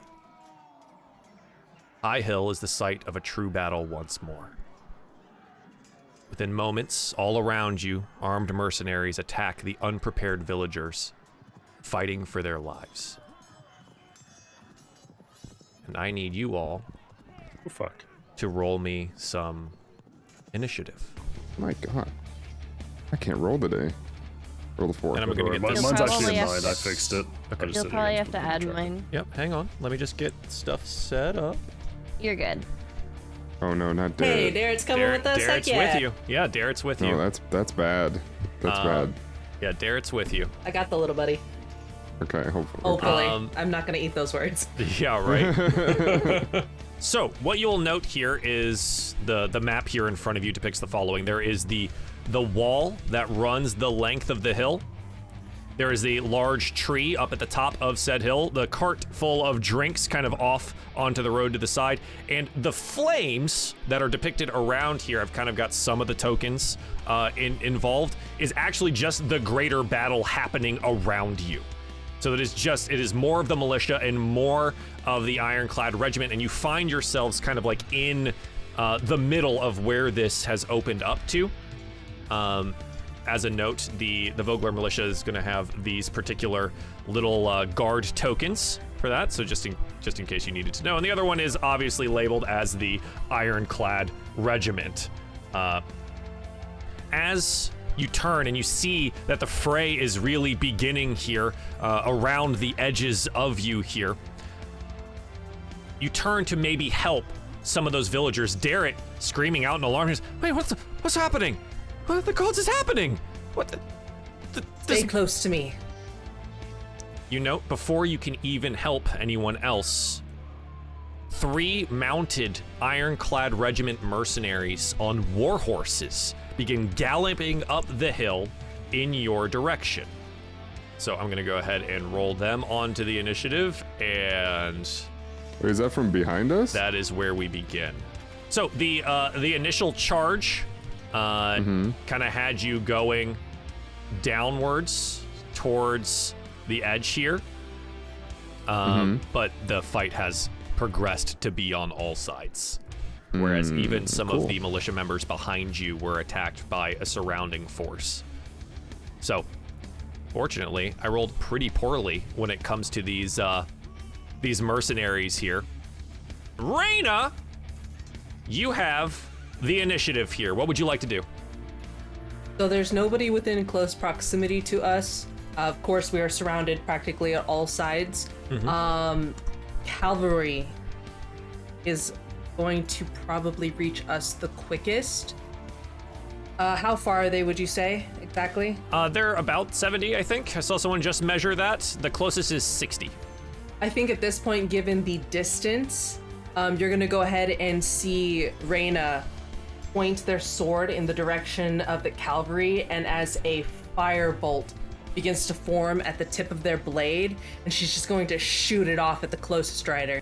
Okay. In an attempt to hit them. Yeah, they are mounted, but there is a bit of a hill in the way. They're gonna have a little bit of extra armor due to the cover of the hill, but go ahead. As an 18 to hit on a regular attack here, and that will be just enough with the additional cover here. You find this ironclad regiment mercenary for some damage. For 2. You have movement and bonus action remaining here, Reyna, as a firebolt lances out from the tip of your blade. Derek goes, huh, you know magic too. Okay. Yes, it'll be very important in your training. I will do my best to teach you in this moment, and I will not use any of my movement sticking close to the group. Sure. Bonus action. I do not believe I have one at this time, so that is my turn. Okay. Ravenna. I will use my movement to 30. Let me see here. So 5, 10, 15, 20, 25 up against the wall. Okay. And I will throw a javelin at this one. Okay. Yeah, the horse or the rider? I'm going to try and pierce the horse. Okay, at the horse itself, I do believe you're just outside of standard range, so it'll be a disadvantage. Okay, so let me put the disadvantage at it.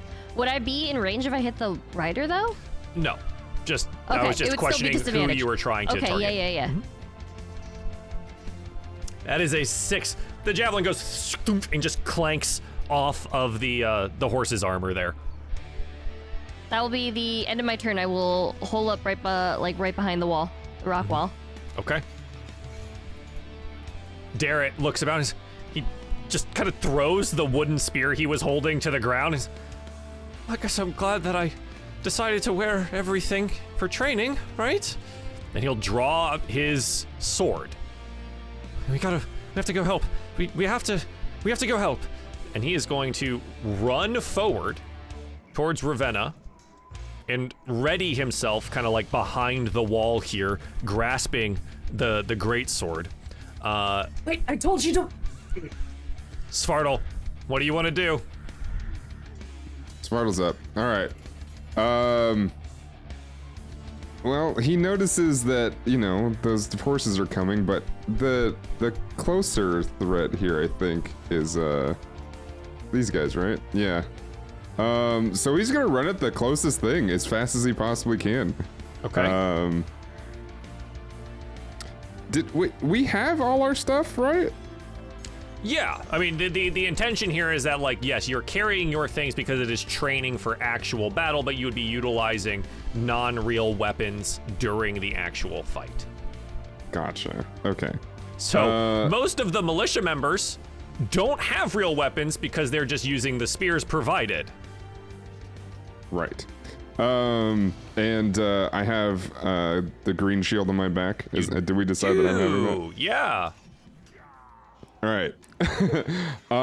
Yeah, he's gonna run forward and pull the shield out, and essentially be a huge battering ram into the crowd of mercenaries.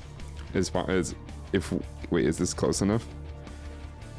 30 feet? Yeah, 30 feet to the closest. Yeah, I'll get to the closest one. Okay. You pull the shield from your back here, and you feel it in your arm. It's sturdy.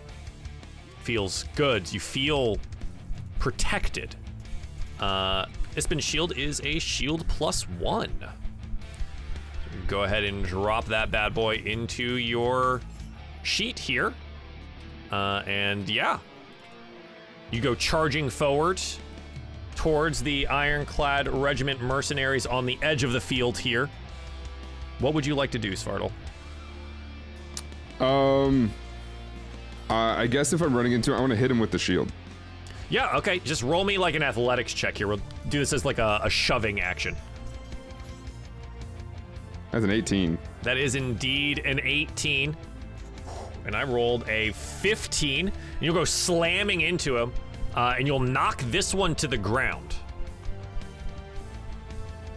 Nice. Which one? The one directly in front of you. One, the one I hit, right? Yep. Yeah, okay. And you will knock him to the ground. He seems a little surprised at getting hit from behind. Okay. That is an action. You have a bonus action remaining. No, I think I am good for now. Okay.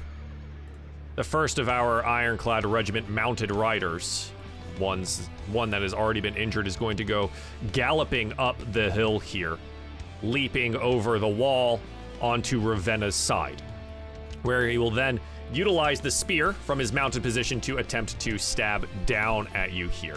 You note them here, that they are wearing chain shirts, wielding shields, and one-handed using spears to stab down from the height of the horses here. He's going to miss on a 2 here. Razik, what would you like to do? For now, I will, I guess look at Talonor, and Reyna and just say, are we done? Before I'll just run forward, and get close to you and shoot a fireball at the rider. Yeah, absolutely. So 17 to hit. 17 does hit. For 9 points of fire damage. Points of damage. The firebolt lances through the air, taking the regiment mercenary in the head and knocks him from the horse, collapsed down. That'll end my turn. Nice. Talonor, 2 people in your group have just used firebolt. Yeah, that's interesting. Oh, fuck. Okay. Seeing Svartal charge into the fray, okay, completely the wrong direction. Yeah, I'll just sort of mid-stream of consciousness swearing, run up next to him. And can I yell at him as I approach him? Be like, Svartal, close your eyes. Svartal, close your eyes. Close your eyes, Svartal. Yeah. Svartal, do you close your eyes? Svartal, close your eyes. Stop looking at me. I guess because we kind of had a moment before, Yeah. I would say yes. You trust him enough for this moment, yeah. And I'm gonna color spray a 15-foot cone, like to the right of me. Oh no. Okay. Yeah. Everyone, And, including the militia members? Well, no, I'm aiming it like down here. That's why I told Svartal to, because there's like 2 guys at the back, I think, but mostly the mercenaries. Okay. All right, Can I we're go, gonna, like, we're gonna here? do our best to target just the mercenaries. Yeah, like these 3 are basically who I'm trying to get in the cone. Sure. It's just the squares. Obviously, Gotcha. I can't sit myself. Otherwise, I would like run between these guys, basically. But, Yeah, I mean, yeah, so I'm trying over to get here those 3. is just absolute chaos. So sure, we'll Yeah. say that there's an opening I'm trying big to like, enough for I'm you trying to to stand color spray beside the Svartal and area. get like the group in front of him. Yeah. Basically. Okay. Okay. Cool. All right. So I roll 6 d10, I think. 30 HP's worth of them are blinded. Oh my gosh. Yeah. So the color spray goes out from here. What does it look like when you cast it, Talonor? It is just a blinding spray, you know, almost like a blacksmith hammering hot iron of colorful sparks but engulf the people in front of me. Yeah, all of them end up blind here. Like, again, in the chaos of it, you know, it maybe hits 1 or 2 of the militia members, but you get like 6 of these regiment members, and they're all now Svartal, blinded. you can open your eyes now. And I'm kind of there like, oh, I hate doing that so much. Have fun, Svartle. And I'm like sort of staggering back a little bit like, oh. Back and behind him. Oh, it gets me every time. The eyes are like watering a little bit. Yeah. So bright! I look like I've got like really bad hay fever. I'm just like, oh. I should get a mask. Oh, God. All right, well, excellent. Have fun, Svartle. Nicely done. So Talon, take a quick step back, and we flash down to the other two ironclad mercenaries towards the southern edge here. They're both going to come galloping forward. Let's see. Let's see how this... Yeah, this one's going to have to kind of dash over to the side. This is where Darrett is going to get his attack in as well. This one here is going to kind of be straddling the wall, attempting to get over to Ravenna. He's going to have disadvantage on this particular attack. So he will try to strike down here at Ravenna after they've come up to the wall. And with disadvantage against Ravenna, that is a 4 and will miss. An attack against Darrett here is a 21 to hit for 5. Darrett gets hit pretty solidly here for 5 points of damage, but he also did prepare his action, and he's going to swing his sword. Go, Darrett, go. Darrett rolls an 11 and misses. All right, good job, Darrett. Svartle, what would you like to do? Well, first he'd look back at Talonor and be like, "Are you leaving? What are you doing?" Oh, I'm fine. Okay, and then holding his shield, he would pull out his one-handed spear. Yeah. And try to stab the dude that fell, or that is absolutely prone. With advantage. He is Yeah, prone and small. blind. Yeah, that's fun. Yeah. Dude has Step no the heck out of idea him. what's coming. It's a 19. 19 absolutely hits. And for damage, an 8. 8 points of damage as you slam the spear into the mercenary member. He dies. He's dead. You stab him straight through. He's like, and then the other ones around him are all blind. What's happening? What's going on? I can't say anything. So Sardo, that is an action. Anything else you'd like to do?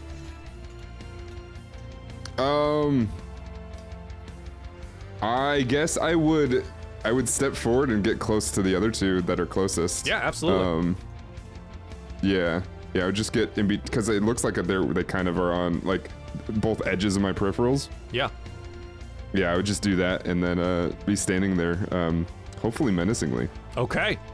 At the top here, battlefield events happen. The terrified warhorse that has just been de-ridered goes galloping off to the northern side here, and I need Ravenna, Razik, and at the end here, Reyna to all roll me dexterity saving throws from being bowled over by a warhorse as it escapes off to the top side. What is it? A dexterity saving throw as it goes out into the fray on the northern side. 11, so it says that, 11. So I have danger sense, which allows me to have advantage on dex saving throws against an effect that I would see. So Yes. I see this. You do see this. You Yes. have danger I have sense. the eyes. Yeah, go ahead and My roll. eyes. Roll that with advantage. Excellent. Okay. It is a DC 14 dex save, and you rolled a 2 and a 14. So fortunately, that danger sense keeps you from being knocked prone, but immediately knocks Razik and Reyna prone to the ground here as it escapes off to the north. Okay, Reyna, it is your turn at the top here. What would you like to do? Well, using half my movement to get up, Yep. I will then go ahead and that is just enough. I will go ahead and use the rest of my movement to get to this guy. Yes. About here. Kind of putting myself in a position also, since Ravenna is currently prone, also next to Garrett, who just got attacked. And also seeing that he has just gotten attacked, I'm gonna go ahead and just let a flurry go towards this mercenary, and I'm going to actually try and hit him. Yeah. With Am I a prone? divine smite. You are not. But Oh, Razik sorry. is. That was Razik. Okay, that's okay. Wrong, Yeah. wrong word, wrong person. My apologies. That's all right. That's all right. It's understood. I do not have my shield up, so I'm going straight two-handed sword currently. Okay, let's see if the sword hits.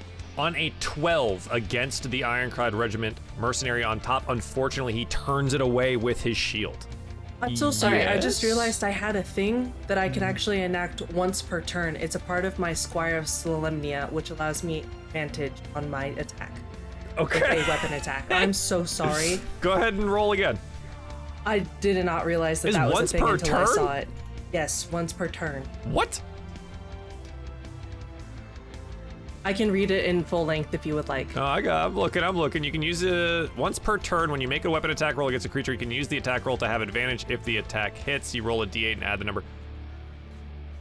What? What? That's just. It's on my permanent sheet. I don't know where it advantage. came from. You can use this benefit a number of times equal to your proficiency bonus. My proficiency bonus is... Wait, but a use is expended only if the attack hits. That's a What? That's pretty good. It's 2 times. That sounds like pretty typical paladin stuff, Whoa! man. No, I mean this is a specific background called Squire of I know, but Solemnia. That from seems to fit Dragonlance. with Jesus. a lot of paladin stuff. It's was like, wondering oh why yeah, I I got a had bunch of 2 of stuff those. that's OP and it just doesn't go away That unless I use is amazing. Yeah, all right. Fuck it. Time rolls back. A 21 hits. What do you want to do? Sorry, doing some Time Lord stuff. Apologies, Ravenna. For 8, and you said you wanted to do a Divine Smite on top of that? Yes, Is if that I was able correct? to hit, Yeah, you are. which would be an additional 2. I'll just go ahead and roll that Yeah. quick. A 7. This is the first time you ever smote something in this campaign. What does it look like? So as soon as the mercenary comes up right in front of Darrett's face, out of the shadow, you'll watch as Reyna just comes up, swiping her blade two-handed towards the body of the mercenary, and as it contacts, you just see this mote of light just burst through the other side of his body as he falls off the horse. Yeah, he does. He kind of explodes here by the divine light that you give him, and he goes flying off to the side, down to the ground. Nice. Okay. Great. Darrett, I think, dumbfoundedly looks at you. Goes, that was amazing. Can all knights do that? I'm not quite sure. And also, DM, going forward, I will do my best to remember that. You're good. All right, just tick it down for me on it, and then Ravenna, your turn. All right. I'm going to turn to the one that is like closest to me, and I would like to rage. Absolutely. Okay. Let's see here. There we go. And I would like to swing my glaive at the horse. At the horse itself. Okay, sure. Yes. 24 absolutely hits. Okay. Sorry, I've just noticed in the turn order, Svartal has 2 turns. I removed one of. Oh, he Oh, does. okay. What the fuck just happened here? Yeah, because he took a turn after me, but he took a turn before me, I just realized. Svartal just going to town. We'll leave him at Got haste on 16. It's fine. Good call. All right. Oh yeah. I Whoopsies. guess I should realize that. Ravenna, you do 10 points of damage here with your rage from the glaive into the horse, and it does kind of stumble and falter here, but it does not go down. Okay. I think that will be my turn because I don't think I get to attack again. Yeah, not yet. Nope. Okay, that is action and Nope, bonus action. I'm good. Sounds good. Yep. Darrett will go leaping over the wall here to attempt to fight the Ironclad Regiment. And as he strikes here, he falters a little bit. The sword swings across and he misses, and because he's looking kind of off in the distance down the hill, where you see a very, very large combatant push their way through the battle here, laying about with a battle axe, the head of a band of these mercenaries He cuts through the remaining members of Vogler's militia on this side and moves closer. He roars out to his compatriots here, "Take the hill!" And will begin to run forward. Svartle, we're keeping you at 16. What do you want to do? Let's see. He's over there. I do hear that. You do. And I would say that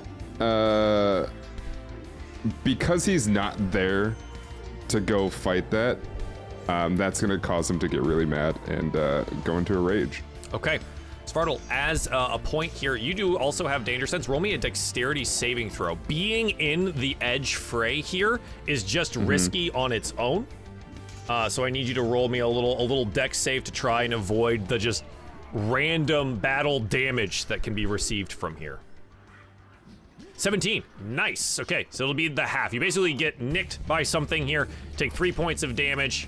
In your rage, it will be halved again to 1. Okay.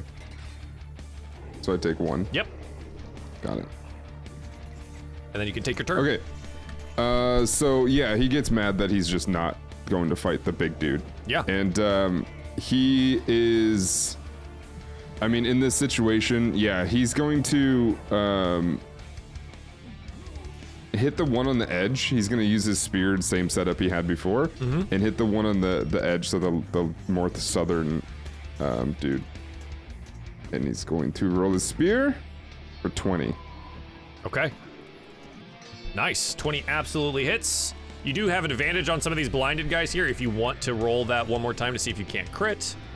Sure. 13. 13, no. yeah, 20 hits. Go ahead and roll damage. And we'll stab him for 8. Yeah, he dies. Another one dead here.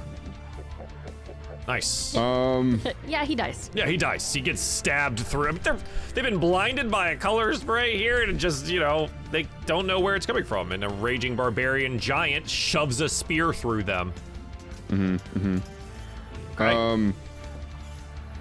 I would say, yeah, at this point, I mean, he doesn't care about any of these guys. It doesn't really matter what's going to happen. He's going to start running towards the big half, what is he, half ogre? Yeah, half ogre. So he's going to go right next to Razik. Yeah, you go crunching your way back up that direction, leaving Talonor Greymoon by himself over here at the edge of battle. Yeah. He's sure mad. He wouldn't say anything. It will be fine. Yeah. You got this, Talonor! Woo, Talonor! All How right. far away can I run? Razik, it is your turn. You got knocked over by a horse. What would you like to do now? Well, first bit of business would be to stand up, Joel. if Yeah, I can. absolutely. And then I'll use 10 feet of my movement to move over here. And then I like to cast Tasha's Caustic Brew.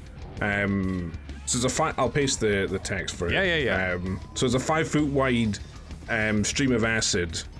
So I would hit the horse, but then I would hope to hit the 2 of the mercenaries and the half ogre as well with it. As a note, there is a reason there's a big black X on your screen. That is a tree trunk. Oh yes. So you're gonna need to pick a side of the tree to be on here to be right, able to hit that. I will go on the. Oh, I still can't see it from that side. Actually, it's still blocking my vision. Shit. Oh, Joel. I know. All right, All my fault. Can I go here then next to the horse and do it like this? Because I can see them like I can't quite get the angle on it for myself, but like that. There we go. Yeah, I dig that.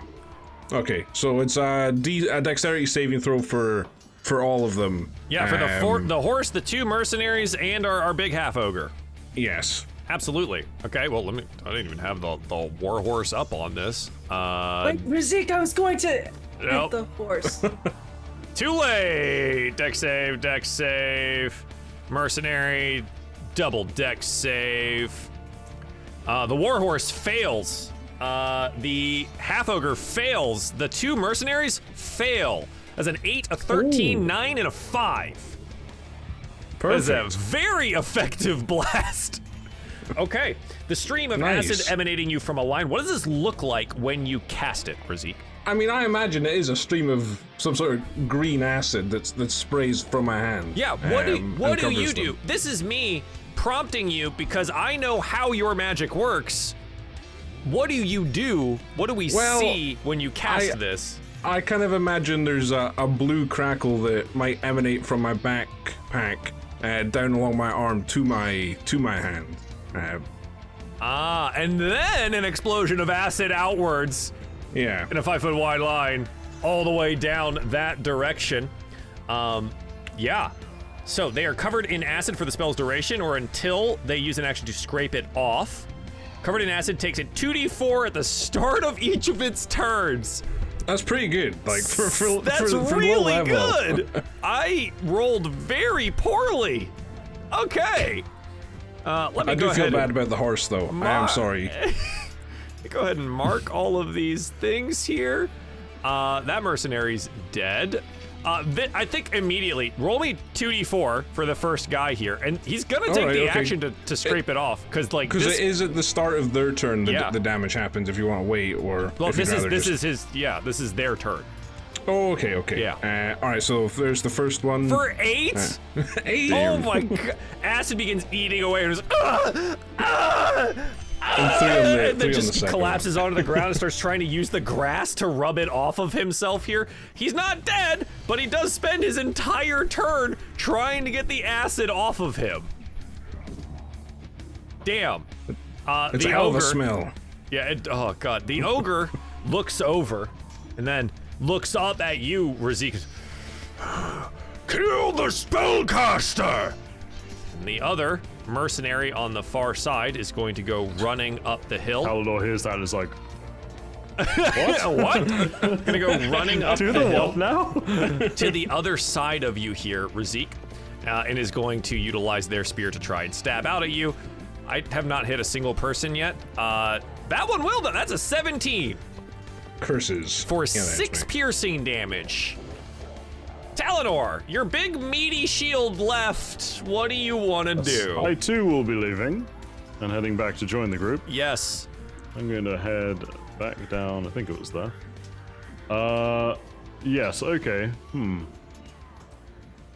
So those two, I suppose, can I see the two that were sprayed with the acid next to the ogre? I suppose I You could from probably see the ogre pretty well, but there is a warhorse and then the Yeah, ogre that's and fair. a hill in the way. There's a pretty good Yeah, elevation okay, here. I'll target the hill, not the hill, that would be stupid. I'll target the ogre, and I'm gonna fire a chaos bolt at it. Okay, he does have partial cover here. Just keep that in mind. Okay, that's fine, I'll fire at him anyway. Yeah, it's just due to the elevation in the That's wall. 24 to hit. 24 will hit! Absolutely! That is for 9 points of damage, and it is... We'll make it force damage, why not? Absolutely. As he goes, this is the first time you've ever cast this. What does it look like? Yeah, it's just like with it being force damage, it's just a grey and silver sort of swirling bolt emanates out from Talonor's hand and slams into the ogre. I love it. It's awesome. And he goes, 2! Kill them both then! I'm like, who's the other one? I am so confused right now, but fear is overtaking it, so... yeah, and I will end my turn there. Okay. The next mercenary is the one currently in combat with Darrett and is going to stab down with his spear here. That is going to be a 21 to hit. Hits for 6 more points of damage on Darrett. Darrett, he's a fighter, but wow, he's looking a little beat up. Yeah. The half ogre is also going to stomp his way up. Get out of the way! Is going to slam down his battle axe two-handed onto Darrett. No. Joel, I'm just going to roll the 2d4 for you as well for the acid on the ogre. Maybe I'll kill him. 7. He rolls a 22 and deals 16 points of slashing damage to Darrett, and Darrett just drops. The axe biting deep into his breastplate. He drops to the ground, unconscious. Or dead. He does take these 7 points of damage from the brew here. but continues to push forward. Okay, that one is dead. Gorgonis, after he downs Darrett here, whips around, get this shit off me! The other mercenary is going to rush forward and begin to use their action to clean Gorgonis of the acid, relieving him of that condition. Reyna. Darrett just dropped. What do you want to do? Oh, actually, before that happens, we have combat stuff going on. There's another warhorse who I need to roll a save for. Oh dear. Oh yeah, that's not great. It goes galloping straight forward here towards the line. Dexterity saving throw from Razik and Reyna. It's a 10. Galloping through here. Razik ends up prone. Reyna will just avoid that there. Nice. Okay, Reyna, now you may go. Have the option of... Actually, we'll decide once I get a better idea of how Darrett is actually doing. So, using some of my movement, you'll watch as Reyna kind of just hops over the wall, immediately going to check on Darrett and see is like he gone. He's dead, and you will be too. Oh, You would need shit, to use that's your also an action to make a medicine check in front of Gorgonis to check if Darrett's alive.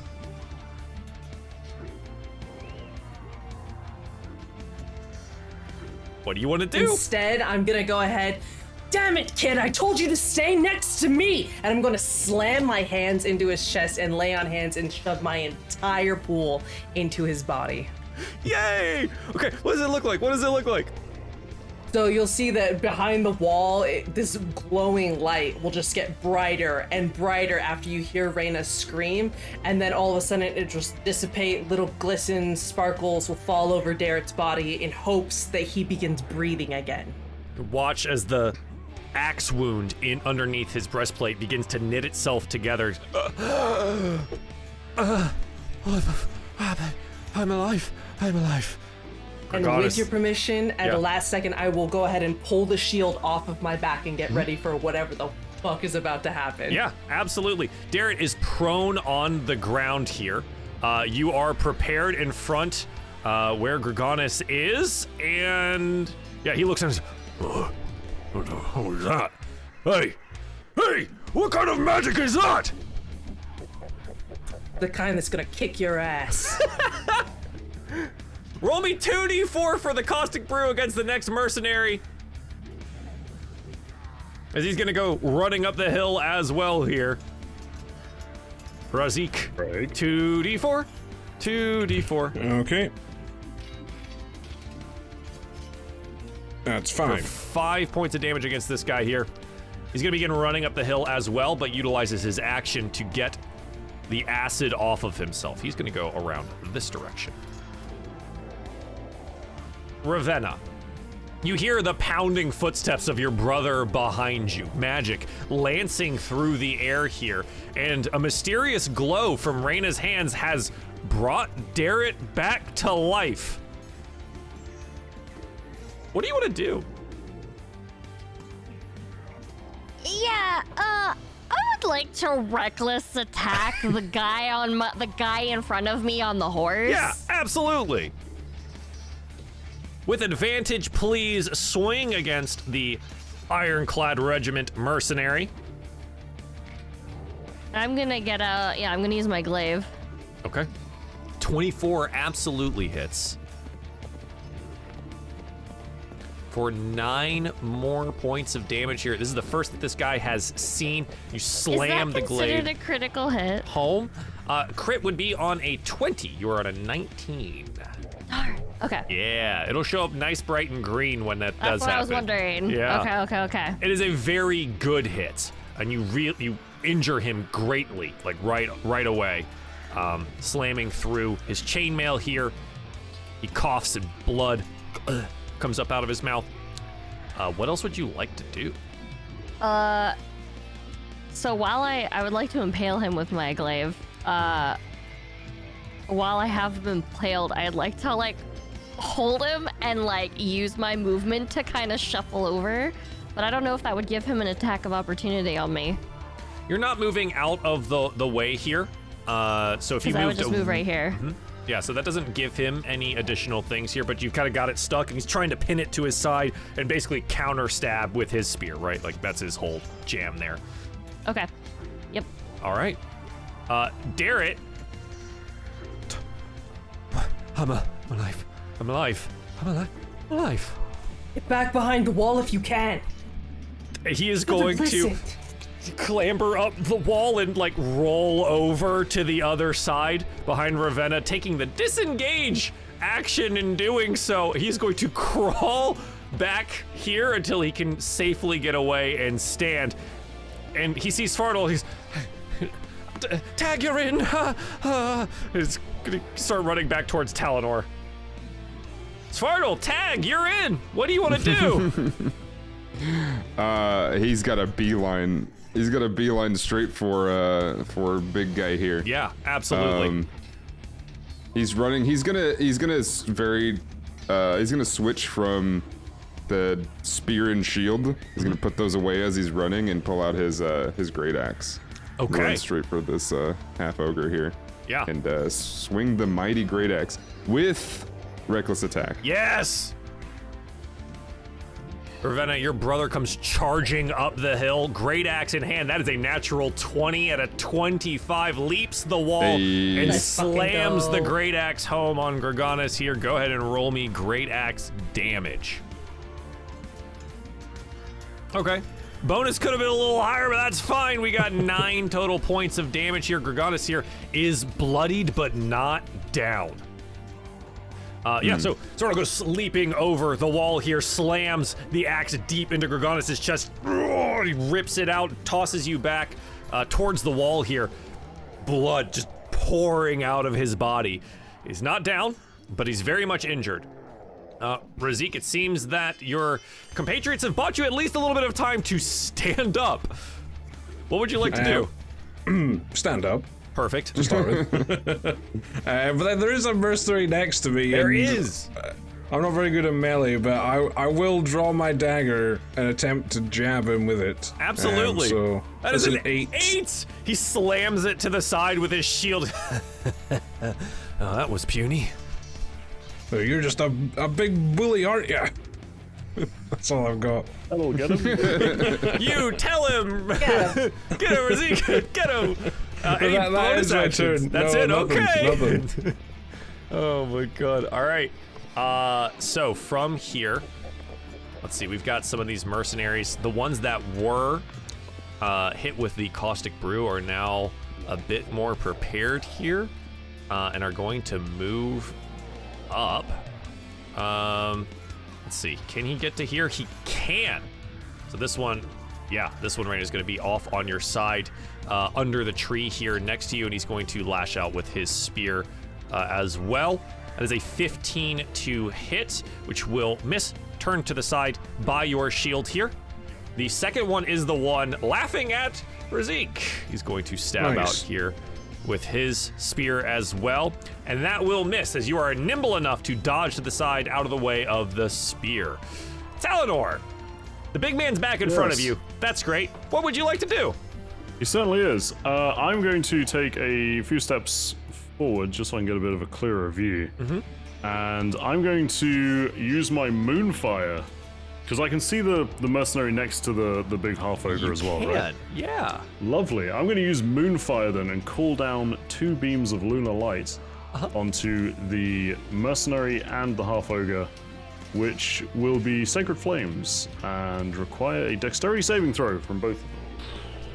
Yeah. So you call down 2 That's the ogre. beams That's the other guy. of fire here, and they need to roll dexterity saving throws. Let's see, Dex 1. DC Ogre, 14. Dex 2. The mercenary is able to dodge out of the way, but our half ogre enemy is unable to. It's And singed. he takes 7 radiant damage. He takes 7 radiant damage. Jesus. Okay. What does this look like when you cast the spell? Like this beam So yeah, essentially of light. classic moonfire, sort of a column of silvery light erupts around them. And if they don't get out of the way, they're getting a bit burned. And he does get a bit burned in that the column of this moon flame lances through his body from head to toe, straight through him. He roars out in pain and falls over. Well, you sort of all hear Talonor behind you just sort of chuckle to himself and goes, I guess I can still do that. That's handy. Darrett Well, looks that'll up be at my you. turn. What in the God's name was that? Oh, yes. Hello. Lunar Sorcerer of House Greymoon here. Pleasure to meet you. And I'll just like instinctively reach out a hand to shake his. He looks moonstruck, shakes your hand limply. As our camera then swings back to the remaining ironclad regiments, the one on the back here is again kind of got pinned with Ravenna's weapon, is going to try and counter stab over the top with their spear. It is a 7. I am not doing well in the hitting department today. Gorgonis is dead, his battle axe lying on the ground here. The other mercenary, however, I think he's gonna take a look around. He's gonna roll a little wisdom check. That is a nat 20. He wheels around, because you're at the top of this hill here, and he looks about the battlefield. Oh, fuck. And he will lunge forward with the spear. This kind of gives us a pause to look about with him here, and you see that it looks like those that are part of the Ironclad Regiment and not in this particular engagement have been rounded up by Cudgel and our Knight of Solamnia, and they have begun charging through the traitors to make it to the hill. The battle is turning, fortunately, with Gorgonis down, and now the spectators no longer spectating. However, they will stab forward here against Reyna. That is a 15. Again, too well armored to be hit. Reyna, what would you like to do? Considering that he wants to trade blades, I'll go ahead and give him what he wants. So I'm gonna go ahead and just jab out with my longsword one-handed. In reading this thing for the Knights of, or the Squire of Solamnia, it doesn't say that I have to dictate exactly when I do this, so it seems like I can do it after my initial attack, if that makes sense, before getting advantage. No, this seems see so if it hits or not. It says when That's you a little make an broken. attack, When you you can make an cause it attack to have roll. advantage. Yeah. Yeah. So when you roll declare the it. attack roll, you have to just say, I'm doing this with advantage. Doing this with advantage. Perfect. 22 absolutely hits. Who is this against? The one on your kind of north or the one further south? Apologies, the one directly in front. I shall. Nice. Okay. Yeah, the one that just attacked you here, 22 will definitely hit. Plus 9. Yeah, plus the D8 for Ow. 10. You slam the sword directly forward at him. He coughs. His blood begins pouring from his mouth. He does not die, however, but he does stumble and is bleeding profusely. fantastic. That will end my turn. Okay. This guy has been trying to get around the wall to flank the entire time. And he's gonna get there on this turn, all the way up to Talonor. Will leap and lunge forward here, abandoning his shield to the side, 2 hands on the spear. He leaps over Talonor, ducking underneath the spear strike. That is a 6. It will land skidding to a stop on the other side, I brandishing sort of his like weapon. maximum adrenaline, duck out the way, and as I'm doing so, I'm like, I could have just cast shield. Oh, never mind. You missed. Ravenna, what would you like to do? So the one that I've got stabbed, I would like to grab his leg and I would like to yank him off of his horse. Yeah, so this is going to be a grapple check. It'll be contested athletics. So you're going to roll me athletics. You are raging. This gives you advantage. Okay. So you're going to roll your advantage athletics. I have a DC 14 on this. I rolled a 9. You do get to drag him away. My rolls have been atrocious. As I grab his leg after he tries to stab me, I go, where do you think you're going? And I'm going to yank him off of his horse. Falls to the ground here in front of you. Nice. Okay. You've got him on the ground. And then I would like to step on him. You can kind of like grind him into the ground here, but it is your action to make the grapple. I just kind of want to like. Yeah, get it in there. Just not like actually like like do damage to him, but grind him in there. Yeah, absolutely. Yeah. Darrett, back on this side where the mercenaries just missed you. Goes, Talonor, get behind me! And will lunge forward with his sword here. I'm sure being really good at this. Yeah. That's a 12. I roll so poorly today. That is a 12. He will miss. Yeah. Damn. Svartal, what would you like to do? The big man's dead, and it died from a column of moonlight. Yeah, so that's actually gonna dictate exactly what he does next. So he sees this strike from whatever. He doesn't really know why, but he looks back at Talonor, kind of angrily, a little bit like a snarl, like, did you just really kill this guy while I was about to, I was gonna do it? I was doing it. I just hold my hands up in the classic, like, wasn't me. But that's also when he sees that the dude actually coming for our baby fighter and what seems to be a guy that doesn't want to fight up close. So he goes running at that guy. Okay. So you're gonna hop the wall here and go assist Talonor and Darrett? Yeah. Okay. Yep. Absolutely. Exactly. And then he's still got his great axe set, so he's gonna normal swing his great axe. Okay. Absolutely. 16. Yeah, because he abandoned his shield, this will hit. Cool. All right. And I'm still raging, yeah? You are. All right, so rage damage. Here we go. 14. 14 total points of damage as you hack through this mercenary. He drops immediately, cleaved by the great axe. And then he looks over at Talonor and is like, let me kill them. More than happy to. Well, won't happen again, boss. Totally fine. As long as you kill the ones near me, we've got a deal. Absolutely. Svartal, good assistance there. Razik, you are still in hand-to-hand combat with this guy over here. I know. I'm just gonna try and stab him again. I'm not gonna try and run away or anything like that. Nothing fancy. Here I go. No, it's a 13. 13. He bashes it to the side again. He's, oh, come on. You missed as well. No, but not this time. Not this time. Okay. Anything else, Razik? No. All right.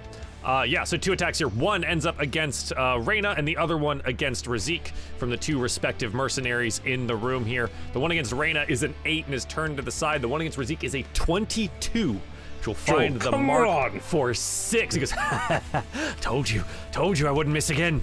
We're gonna take at least one of you bastards with us, huh? Talonor, what would you like to do? Yes. Can I see the 2 mercenaries fighting Reyna at the moment? I should be able to see them clearly, right? Yeah, so you can see in them. That case, they're up on the hill. There's a bit of the wall and Reyna in the way, but you can see them there. We don't mind walls here. Okay, in that case, I'm going to moonfire both of them with Sacred Flames. I'll just go north to south. Nice. Okay. 4 and a 1. Nice. 4 and a 1. DC 14 dexterity saves. 2 dex saves. The first one will hit. I rolled a 6. The second one will miss. The first one here. The one takes 4. Takes 4, and as the moonfire hits once again, this column of flame, they drop once again. I was looking at Swaddle. Is that now, you? Swaddle, you weren't anywhere near that one, okay? You wouldn't have even noticed if I hadn't pointed it out, I now realize. So, Huh? Back off, okay? Don't be mad about that one. Exactly. Okay. Meanwhile, Reyna thinks that Paladine is just sending down beams of light to destroy their enemies. Reyna. It is I, your god. I'm now Warlock, and Talonor is my patron. The Awesome. best class patron. Talador, is there anything else that you would like to do? No? Good. All right. More Oh of yeah, no, sorry, I'm good. the mercenaries here. The one that is currently grasped by Ravenna is just going to try and escape your grapple. So it's another contested athletics check, please. I rolled an 11. So I need you to roll higher than an 11. You have advantage once again. That's a 12. You hold on to him still, and he's just That is kind of higher like than dangling. 11. He's got one As he's foot in trying the to- stirrup and one off the ground. Yeah. I have his leg, or like, cause I'm grabbing onto it, and I kind of like do this with it, or I kind of like twist it a little bit, and I go, like, Horsey, get her! Horsey. Yeah. The horse is still Ravenna's here. just putting him in the ankle lock over here. Yeah, right. The horse will like rear up here, and it pulls you forward a little bit because he's still stuck to it. It'll kind of crash down, but gets stuck on the wall. I rolled really poorly. Is The the horse- man doing the splits right now? Yes, and the horse falls prone on the wall. So that's That's embarrassing good. for the horse. The other regiment member is going to attempt to stab Reyna. I'm sure this will go well. That's an 11. Can you guys we can be done now. Reyna, can you finish this off? I can't roll above 15, it seems, unless it's against Well, Razik. this is only the beginning of the campaign. This is bad for us, I think. I think if the stars don't line up and this becomes worse, we're in trouble. It's not a great sign, but here we go. Reyna, what would you like to do? I'm gonna try and finish him off. Yeah. Attempt to. 21 absolutely hits. Yeah. He dies. He was already very close to dead. The sword goes slashing across, a spray of blood against the grass, and he falls. Okay, you have movement and bonus action remaining. Ravenna seems to have literally this well in hand to your south. Oh yeah, I was I gonna get it, shout I over get my it. shoulder, Rezik, how you doing? Not good. I do need some help here. He says, turning, a spear ripping out of his chest. Look, here, I'll make you a deal as I step up next to him. You got this. You stab him. If anything happens, I'll block. All right? I'm literally just gonna stand there with my shield. No, wait, please! Ah. Oh, God. All right, Ravenna, what would you like to do? after I twist after he tries to escape, and he says, "Get him, Horsey." I'm gonna look at him and I'm gonna go, "Which leg do you think's gonna break first? The one I'm holding or the one that you've got stuck in your horse?" Let go! And I like raise my hand and I'm like full on grasping his leg. And I see the horse and I slap it on the ass and I go, "Yeah!" And I'm holding his, like, Jesus. I'm full on like holding it. Roll me an athletics check. The warhorse will scramble to its feet to attempt to run southwards. All right, let's try this. Hold on tight. That is This guy's gonna get torn in natural half. 20. Oh, no. The Did we horse just accidentally draw and quarter this guy? lunges forward, and there is a sickening crack. And you note that the leg lies limp in the stirrup now and is torn. The horse gallops away. He's dead. He dies. I hope so. I like raise up and I go, just go, as I'm holding up the guy's like leg still, and I go, "Ah!" Everybody can hear it. Yeah. Darren, I think, leans over to Talador's. What in God's name just happened there? I have no idea, but if it's taking the attention off of me, then I quite welcome it, to be honest. You get used to it. Camera pans back over to Ravenna and I spray of blood into the air. Right, well, Razik still needs assistance. I turn around and I go, and I point over to him and I go, you! Over to the one, and I'm holding the other thing, and I'm gonna use my movement. I'm gonna go 5, 10, 15, 20, 25, and I'm gonna be dragging his friend's body with me. And I'm just stomping here. Okay. And I'm just like, you're next! Derek looks over at Tyler and is like, well, I was going to go help, but I think perhaps I'll stay here and wait for reinforcements. Can I roll intimidation, or is that an action? Sure, do it. Okay. There's one dude left on the... That's a natural 20. We'll take these. That's fine. You can't roll 2 nat 20s in a row and have us ignore it. Yeah. He's gonna run away. I don't... He's gonna attempt to run away. This will give attacks of opportunity to everyone that's next to him. Oh, He's gonna attempt to run. Razik, I mean, he's your guy. I will try and stab him. All right. Yeah. So That's 22 a 22 for me. Yeah, against let's go. So am I, fleeing combatant. Yeah. am I allowed to... I'm just gonna throw Whack my him with jaw. the leg. Whack him with the leg. Well, I kind of want to whack him with the leg. Can I whack him with the leg? Yeah. Just it's an improvised weapon. Roll me an athletics check. Just a dismembered leg whacking this dude in the back of the Whack head. him. We're acting like this isn't gonna have Well, I future have his consequences, body. but that's I have fine. his body, so do I like whack him with the body, or do I like? Because I kind of want to like, because I have my glaive in my other hand. I kind of want to just like. You can just legs. stab him. Oh, I just want to stab Then him. just Can I just stab stab him him. with my glaive? Yeah. Okay. All right. 11. Unfortunately, is not going to be enough here, but the dagger Darn it. does stab deep. He does begin to run away here. He can't get very far just yet. With permission, on my opportunity attack, can I do one that is non-lethal? You want to try and knock him out? Sure, yeah. Yes. I kind of just had read it that as you were not close enough for that yet, but if you wanted to be within melee, absolutely. Oh, my apologies. I thought I was just standing next to Rezik waiting to use my reaction, like within Yeah, 5 that's fine. feet. Go ahead and roll. What am I doing for this non-lethal? I mean, you'll just roll like longsword. We'll call it pommel damage if it hits, You got a shield, right? or a shield. Oh yeah, I could poop the shield, but I don't think it hits with the A 10. He scrambles away from here. Svartal, the Mm, prey is running. What is that distance? Close enough. Oh no, not exactly enough. Oh no. I guess we just have to go And try run to- run oh. him down. yeah, I have to. Okay, I'm gonna do an intelligence check to figure this out.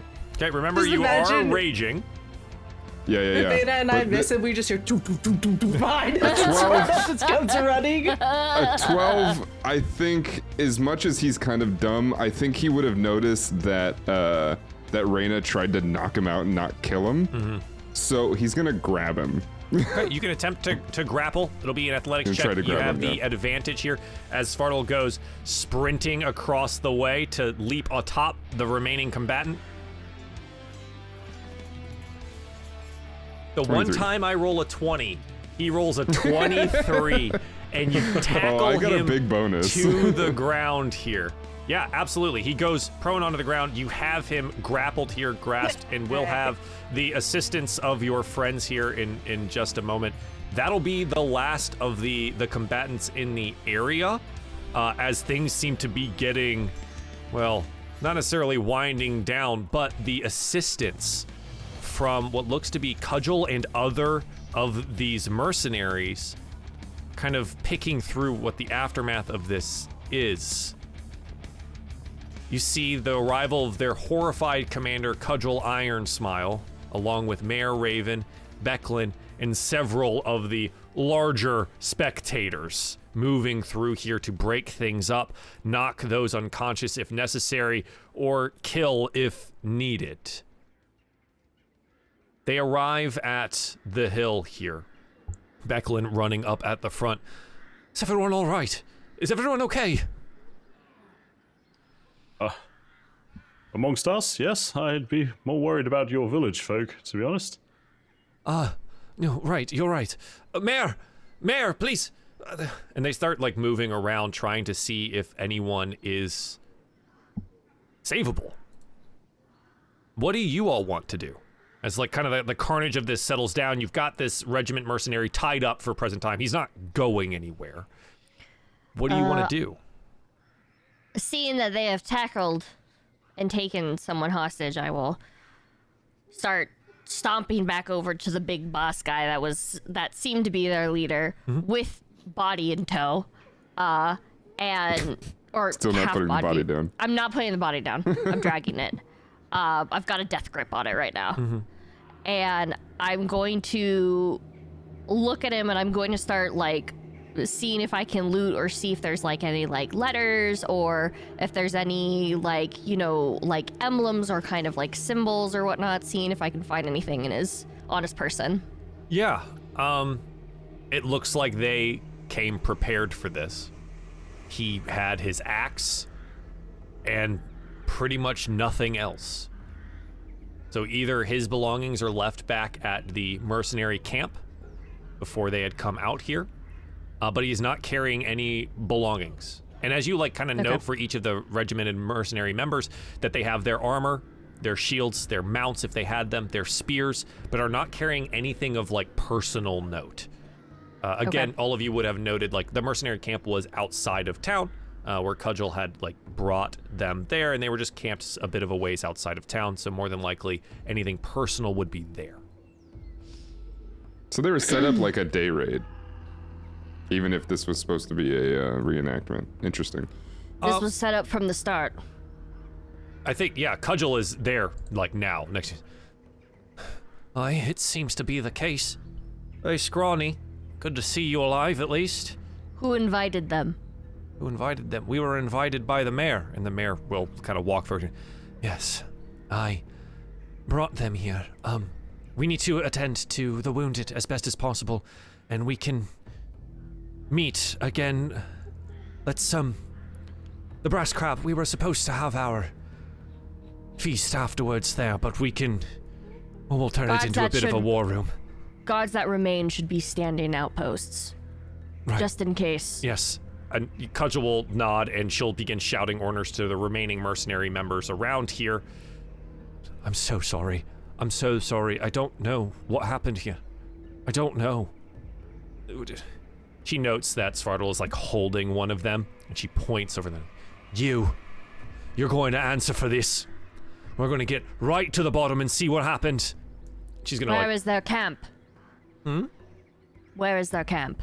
She'll look up and our camp is outside of town a bit of a ways. We need to walk to go find it. We'll get there. Right now, wounded, prisoners, and let's get back to the crab. Don't worry, we do still have some loyal members. I want to insight Cudgel at this point in time. Absolutely. Yes, I would also like to insight. Possibly. Yeah, oh go for goodness, not gonna be good. Anyone that's like here and interacting with them is allowed to. Right. 13 for Reyna, 14 for Ravenna.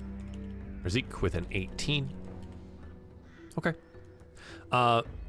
Base level insight here is going to be for Reyna and Ravenna. She's covered in blood.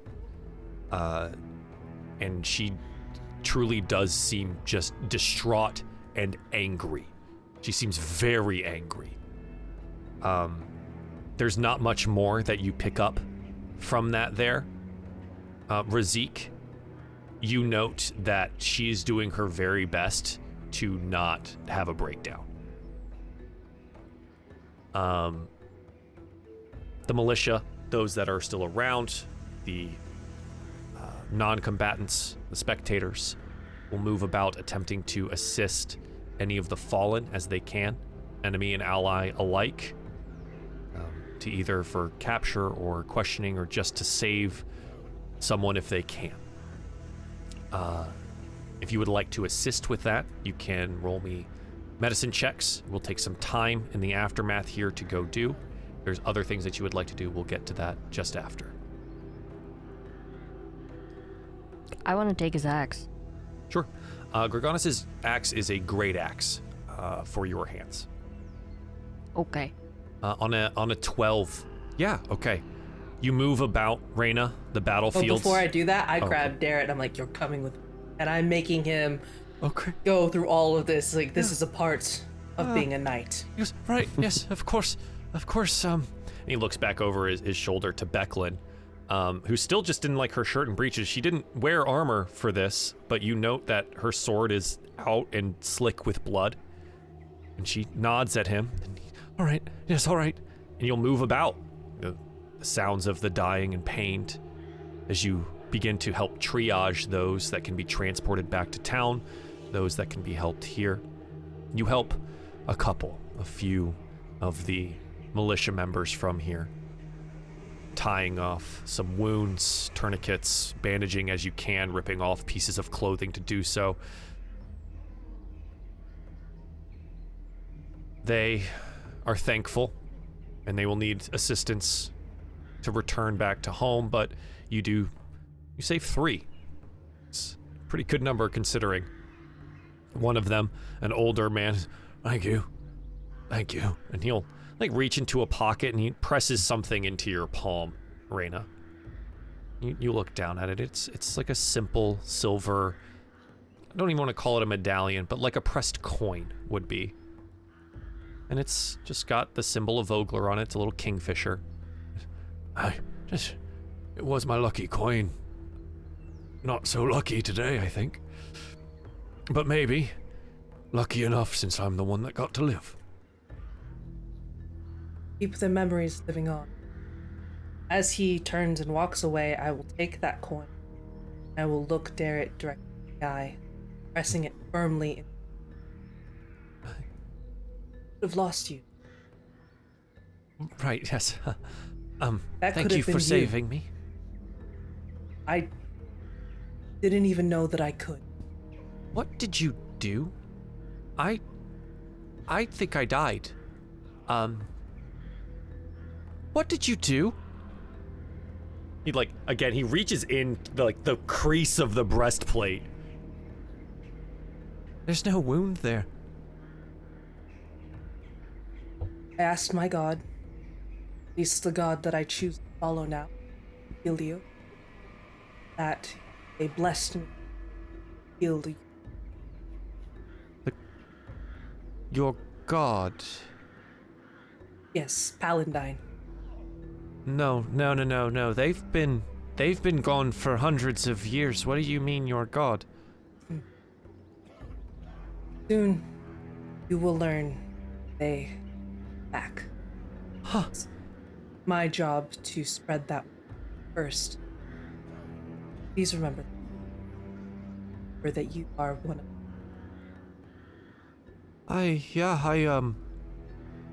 survived due to a miracle. All right. That's good. That's good. I'm going to help and help Becklin and see if I can't get some of these carts and horses together and get some of these injured back to the town. Yeah, thank you again. And he'll touch your shoulder gently. Here's thank you. And he'll go, off to attempt to help get all of these injured people home. We kind of pan back to the hill here where Cudgel is in front of the mercenary that Svartal is holding. And her face is just twisted in anger. How fucking dare you! And she punches him in the face and shakes him. How dare you! Does anyone stop her? Nope. I wouldn't say I I do. will.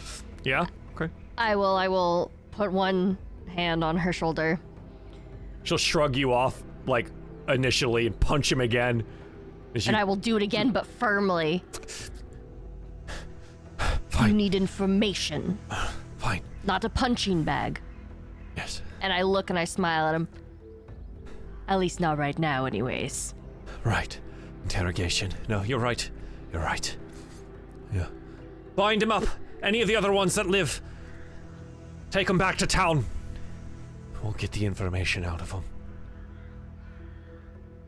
She will move with whatever prisoners that are there and return back to town. This leaves the mayor and those of you still atop the hill. I don't know what would have happened without you all. I saw columns of light striking from the sky, glows of golden magic. I don't really know who you are, but I am very happy that you were here today. All right. Come back to town. I could use... He looks at Reyna and Ravenna. Your expertise on this, I think. The brass crab. I've never had to make it a war room before, but I knew trouble would get to us eventually.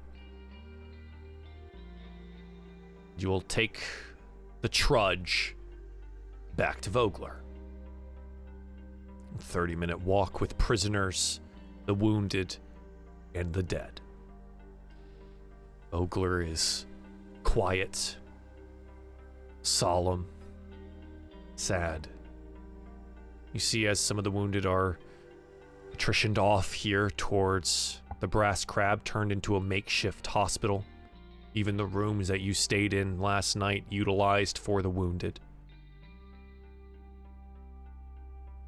Those of import gather in the room, the main area of the Brass Crab.